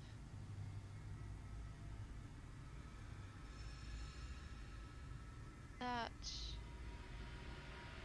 I do have cheap ministry-proof literature, which is nice.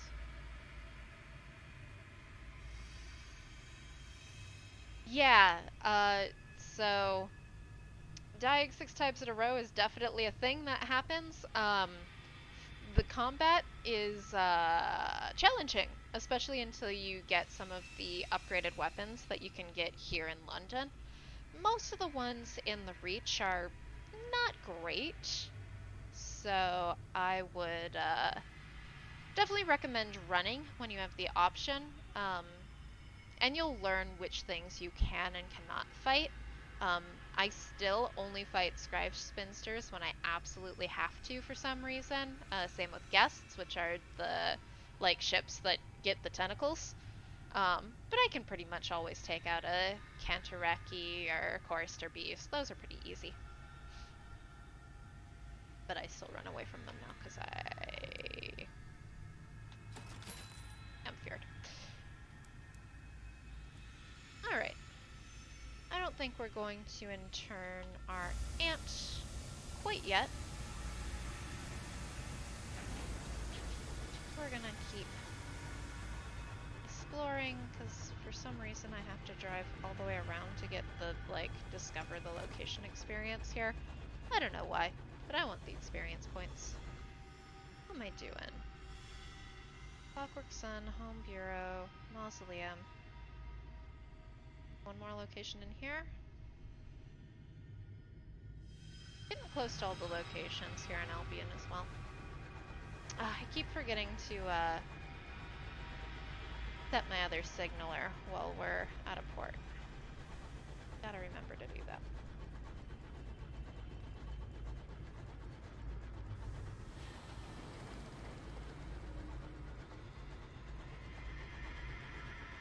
Get one more good look at this dead star of Albion.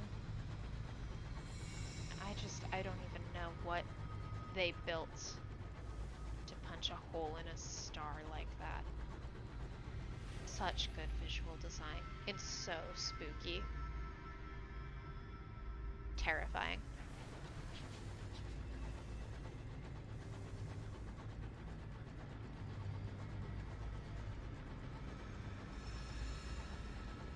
And absolutely beautiful.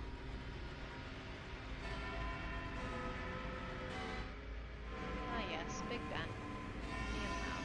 Maybe there isn't anything else over here. Maybe that's it. That can't be all the locations, can it?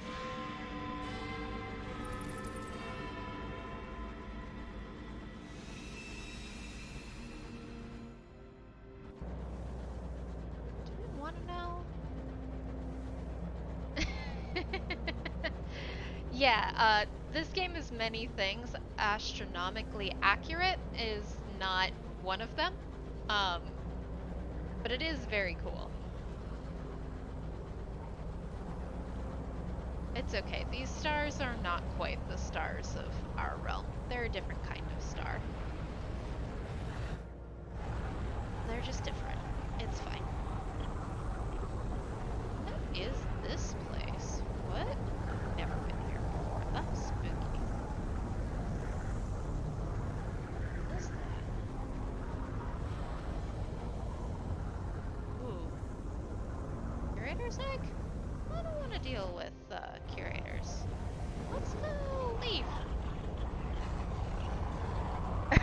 Let's leave that too. I don't know if you can see it down there at the bottom of the screen. There's some like spooky spinning storm? Yeah. We're gonna not drive into that right now, I've decided. I've made an executive decision. That's too spooky for me right now.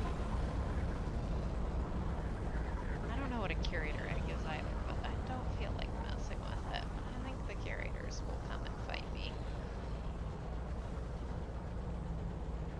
I'm a big scaredy cat in this game.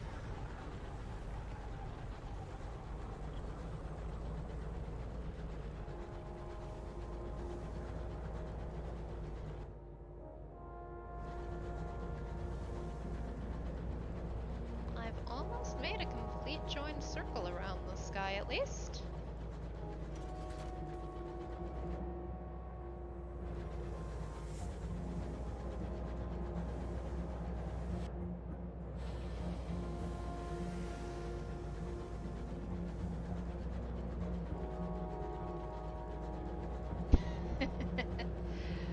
Again, I think my first captain, I didn't even make it to Port Prosper without dying. Um, so I feel ya. It takes a while to get a hang of how the combat system works, where you can and can't be aggressive with exploring.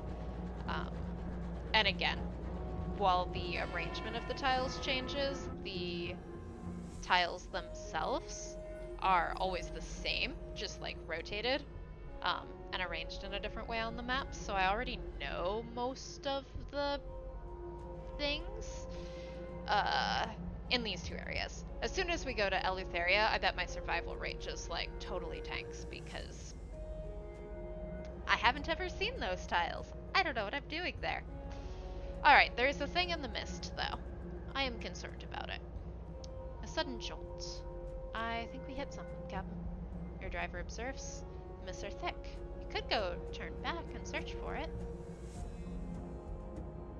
So we can make an offer to the storm that speaks, which I think is the spinny thing that we just passed. Um, we could offer whatever it was to the waste wave, um, which is spooky. We could keep going, or we could double back.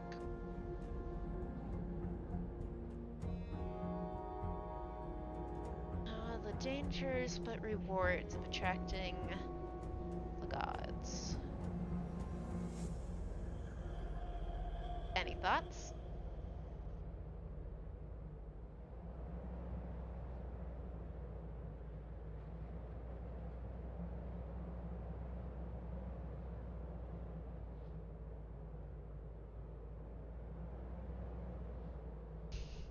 Go back?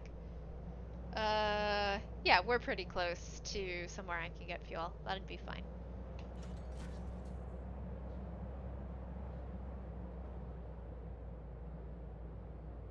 Retracing your course, you find a smattering of locomotive debris and an intact crate spinning in the wind. You drag it aboard and discover it is filled with tea. Thank heaven it was unharmed. That could have been a disaster. I'm unsure of our trade of one fuel for one tea.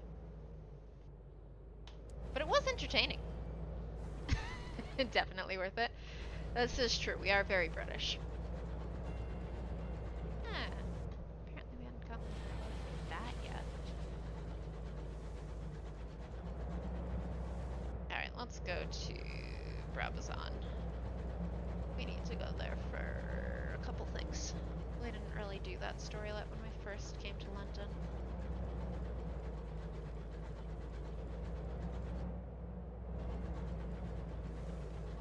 Not seen these locations. I've definitely been here before.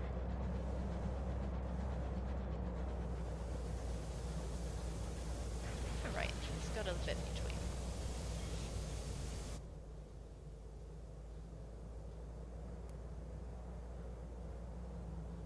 So, we are down to 7 crew. We could pick up some new people. Ooh, we picked up 3 new people. That was maybe more than I wanted.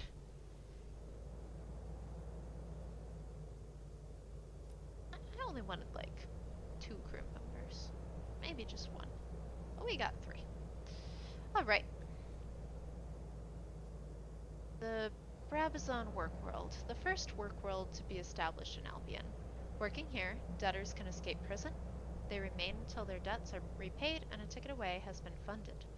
The primary industry is hours processing, which has the side effect of accelerating time on the work world surface. The dock is between the Brabazon work world and Little Nice, where the more privileged overseers reside.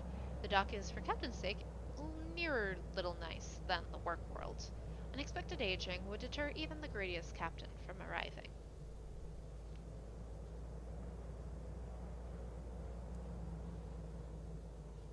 The overseers have unusual walking habits. From Little Nice to the Brabazon work world, they stroll at a measured point. At a point some 2/3 long, they break into a run. Any overseer leaving Brabazon does so at a sprint. At the 2/3 point, they slow down once more and catch their breath. None breaks this pattern. Each ignores your attempt to waylay them. They've gotten 2 sky stories. And as a person who works for the Royal Orological Office now. We need to investigate the clocks.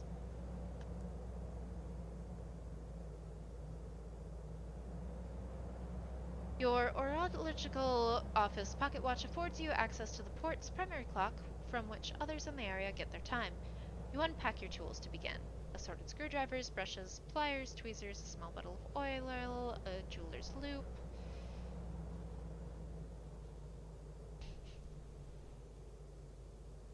Correct. Not very good at clocks, though. Too many gears, too many cogs, too many swinging things and bits that may or may not be supposed to come away in your hand. Passers-by look at the clock's hands ticking sullenly backwards. They tut and mutter about those insert swear here, clockheads getting in the way of good folks. Fortunately, you are not the only orologist here. A skilled apprentice, present on unrelated reasons, soon intervenes, promising to fix things on your behalf if you'll just put away your tools and go anywhere else for a few hours. In exchange for your fee, obviously. So by doing this, we've reduced the strength of the sun. Which is okay. The sun is still strong, but it will be interesting to see what happens if this number goes down a lot. If the sun was less than bright. We also have the Sequencer's Care Package that we picked up back at the Clockwork Sun a ways back. When you explain the nature of your delivery to the Overseers, some appropriately downtrodden workers are summoned. The summoned workers are exquisitely downtrodden. The Overseers take vocal pride in having gone the extra mile on your behalf and carefully selected the most miserable of a bad bunch. The amassed laborers shuffle their feet, apparently expecting a trick. Finally, a filth-faced man steps forward, ducking his head in greeting, and fumbles the package open. He pulls out one of the bow tie manuals and stares at it for a while. A series of emotions pass very visibly over his face. Finally, he inclines his head and thanks you without inflection.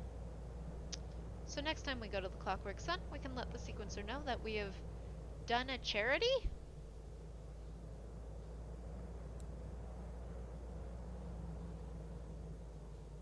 It's well-intentioned, but not necessarily useful.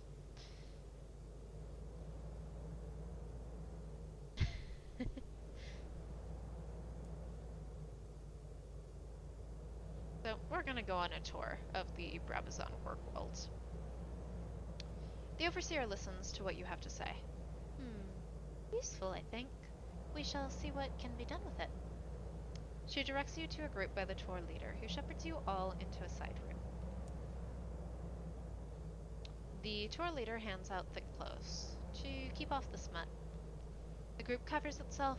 The hood lends one woman, with her hair coiled up high on her head, an awkward shape and unexpected height. Satisfied, the tour leader begins a briefing. As you know, the time on the work world moves more velocitously than it does outside. In order to exempt you from the effects, we've had the looms spin a fold of external hours to cover the tour. Please carry these carriage clocks. They will show you how much time your protection will last for. Please do not stray. It is crucial that you stay with the tour. If your time runs out, every minute it takes for us to realize could be hours for you. There is a flurry of anxious whispers. Once it has subsided, the group is led onto the work world. Your group is accompanied by two overseers. The overseer bringing up the rear is a woman in her early 30s. She checks her carriage clock compulsively. Our first stop on the tour is the Brabazon rug weaving workshop. The overseer beams and gestures for you to enter a building larger than any other on the street. An attractive young worker leaps out to greet you. This workshop is thanks to the generosity of Lady Tia. Please admire our beautiful handcrafted rugs and weavings. Exported for sale in London. Workers here gain skills that can support them for the rest of their days. A group of workers nods and smiles at you. One stands to better display their work. Another thanks you for your visit. The youth is the last to see you out. Perhaps I'll see you elsewhere in Albion. We're gonna smile at the workers.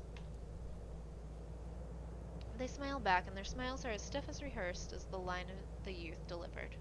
The tour moves on. Moving on from the rug workshop, the tour is directed towards a glass factory. The air is yellow with smog. A fascinating aspect of Brabazon is the mutually beneficial relationship between the place and its workers.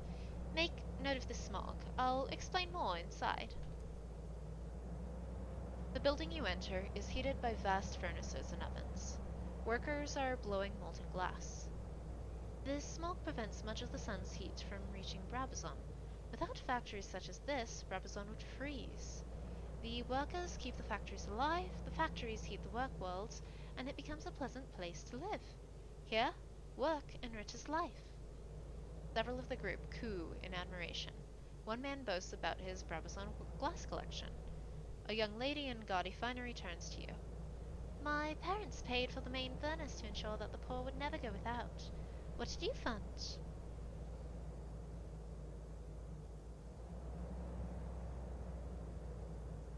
Uh, we're gonna tell a tall tale. You don't like to boast, for acts of charity are their own reward, but you are responsible for the workers' protection from the element. The lead overseer frowns, but does not bother to correct you. The young lady seems crestfallen.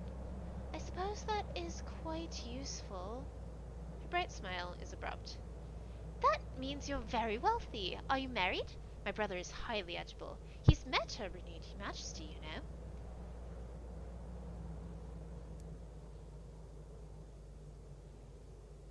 The tour moves on through the upper layer of Brabazon, towards a refinery that belches heat like a dying dragon. Please line up here, that's it. Inside, hard-working souls refine raw hours imported from the Reach. After this process, they may be spun into hour looms and put to use. He taps his carriage clock as an example. The refinery is clamoring, roaring place of long benches, sweating workers, and rolling smoke. The overseer explains. The geodes containing the hours are cracked open, and the fibrous strands of salt-like time are separated with small chisels and saws. Men and women do the former work, children the latter. The filaments are then passed through a series of furnaces to remove impurities, which are in turn brushed away in an indigo slush. The slush is raked to ensure not even a stray minute is lost. Once the seconds and minutes and hours are extracted, they are seasoned, taken from a very high temperature to a very low one, and back. After this, the tangled clumps, the color of the sky just before dawn or after dusk, are carded and woven into spools and long filaments. The overseer sharply raps on the window. As one, the nearby workers look up, smile, and wave.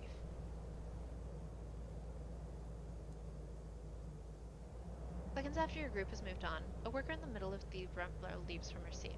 She pulls on the striped blazer that had been hidden on her lap and dashes from the room. She is replaced by another, gray and exhausted. No one looks up. Leaving the refinery behind, you turn towards the streets. You turn through the streets towards the ceaseless ring of hammers. A short walk, then you enter a dusty yard. The troop leader adopts a noble frown. Unfortunately, not all work on Brabazon can be creatively fulfilling. We also produce raw components, like gravel and aggregates. You've looped back to a yard near the bit between. The second overseer is already there. Men and women, hard with muscle, bright with sweat, are breaking rocks with sledgehammers. They wear vests and breeches with cloth masks to keep out the worst of the dust. We equip our workers with safety gear, just in case prolonged exertion in this air might prove unpleasant. As you can see, the regular exercise ensures they are strong and healthy. Many weave Brabazon with athletic inclinations and pursue fitness as a profession. A stout gentleman with a monocle sidles up to you. This whole place is just marvelous, eh? Kept busy while paying off debts, given new skills and education. Simply marvelous. His eyebrow raises so far that his monocle falls. There's always something better, that's easy to say. And do you have any suggestions for exactly what? I donate what I can, and I come to this ghastly place to ensure it's well spent. What more do you want? Come, the overseer is gesturing at you angrily. We can't waste another moment. We have to leave, now. It is important that we return in plenty of time, so I'm afraid we'll have to end the tour here. The lead overseer circles the group, shepherding the huddle between the doors back to the bit between. The second overseer takes a head count, a poor one, for she double counts twice before giving up. Nevertheless, she signals her partner to go ahead. I hope you've appreciated our little tour, and we shall pass your thanks on to the workers of Brabazon. Perhaps when they've paid off their debts, you'll see them again. The overseer shakes hands with the most prominent donors. Of course, this entire endeavor is thanks to your generosity, he murmurs to them. While the group preens, he collects the carriage clocks. The overseer who takes your spent carriage clocks draws you aside. You're Skyfarer, aren't you? We're in need of someone without official connections to the government to help us in a delicate matter. We need someone who isn't one of the sponsors. There are unsavory individuals on Brabazon Workworld. They inveiglate others to do their work so that they might have time to plot. They are fomenting unrest. He shakes his head. It won't do. It just makes the other workers unhappy. Next time, see if you can sneak away from the tour. I heard their leader is looking for some outside assistance. He winces. For once, time is on their side. They have so long to plan relative to us. If you hear anything, pass it to me. I'll be around here.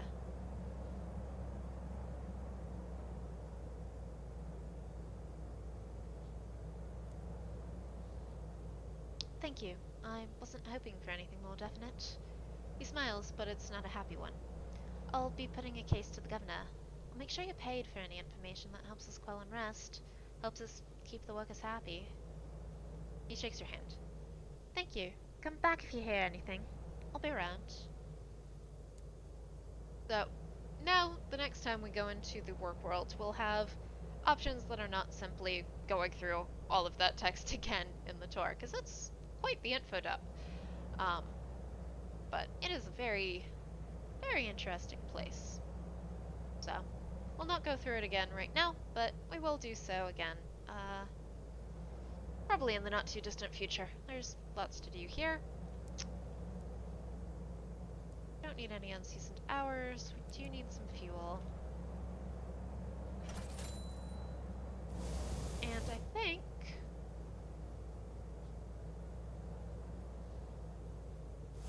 we will head back to London, see how things are going there, and probably call it a night.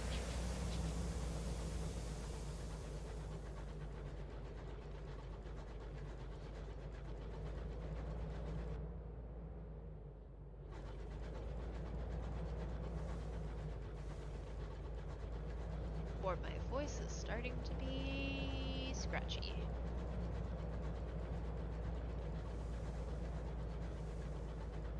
That was a lot of words.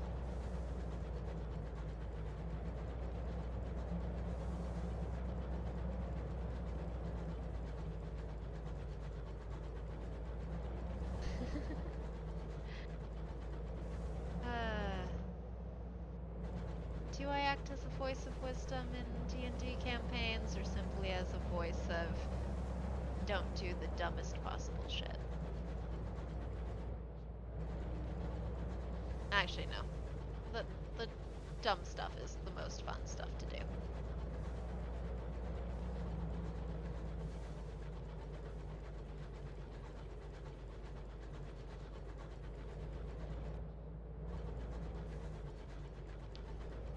I am much more entertained by not acting, or not successfully applying wisdom to situations, because then ridiculous stuff happens, and it's always great.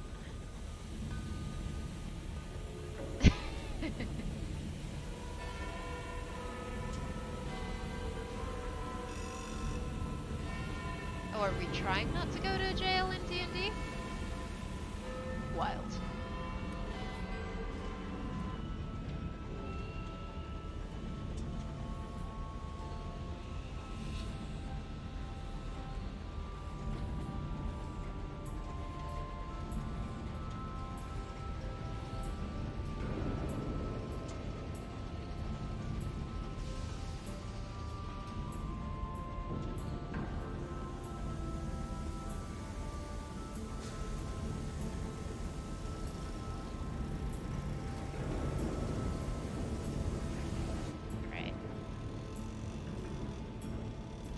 not docking in the port, game. This is a random storylet. Why are we doing this right now? Let me dock at London. I literally pushed the dock button. What is this storylet happening for? Well, we are literally in process of docking into London, so we could double back and see what we get. Because it'll be fine. We will have enough supplies. Alright. Yep, we got tea again. Only tea. Alright, and now we're docked in London. That was silly. Alright, what's our fatalistic signalman been up to?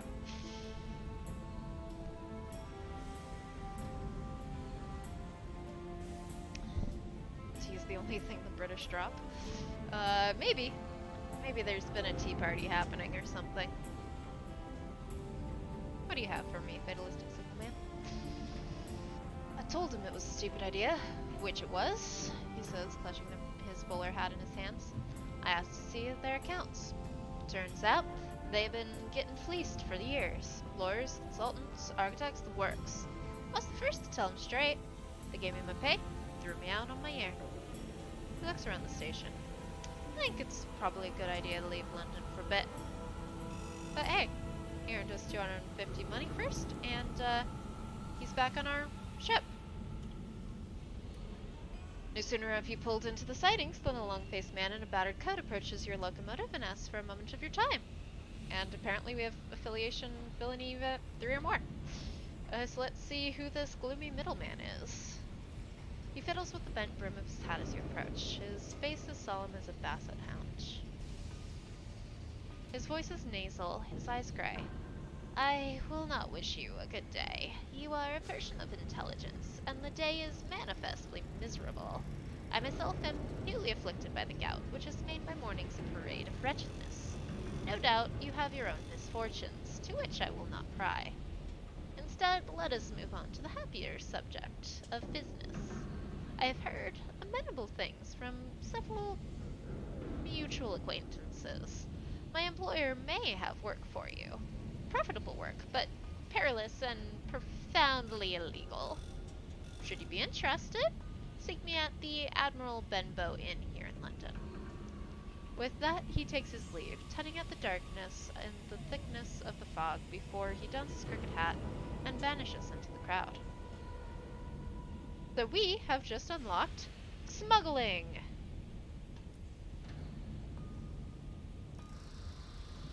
So let's explore London, see what we've got. Let us attend a meeting with our gloomy businessman. The middleman is nursing the same glass of beer he began the evening with. Ah, Captain, to claim it is a good evening would be duplicitous, but it is at least an evening, and here you are in it. He waits until you sit. My employer can offer a profitable door to you. There are goods that Her Majesty's government do not want to see bought or sold. Prohibition begets scarcity. Scarcity begets profit. One example of this contraband is red honey, gathered by the Midnight Rose at Titania. Unfortunately, supplies have dried up.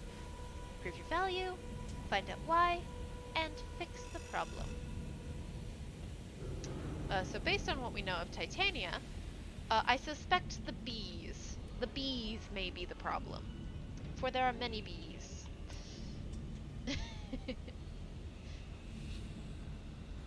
Alright, well. Oh yes, always the bees. Alright.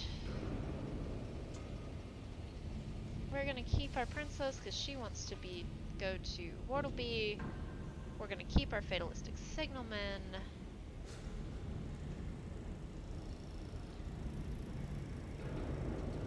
We don't have favor with the New Street Line or enough money. We don't have Bronzewood or a cryptic benefactor, so we cannot progress that story yet.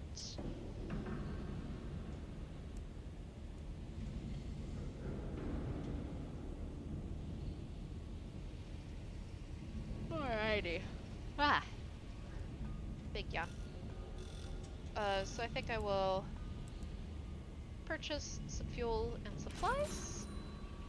Next time, I think we will work out this. I assume there's a more straight line path between London and Wortleby. We'll progress the princess some more. Uh, we'll go down to Perdurance. We should be able to pick up another invitation to Perdurance. See if we can get elected as a MP. Go back to the floating parliament. See if there's anything lurking in this section of the sky. But we have completed a full circuit now of Albion and discovered not all, but many of the places that we can explore in this region of the sky. But for now, it is getting late. I think I'm going to call it an evening. Thanks so much for hanging out, and do this again soon.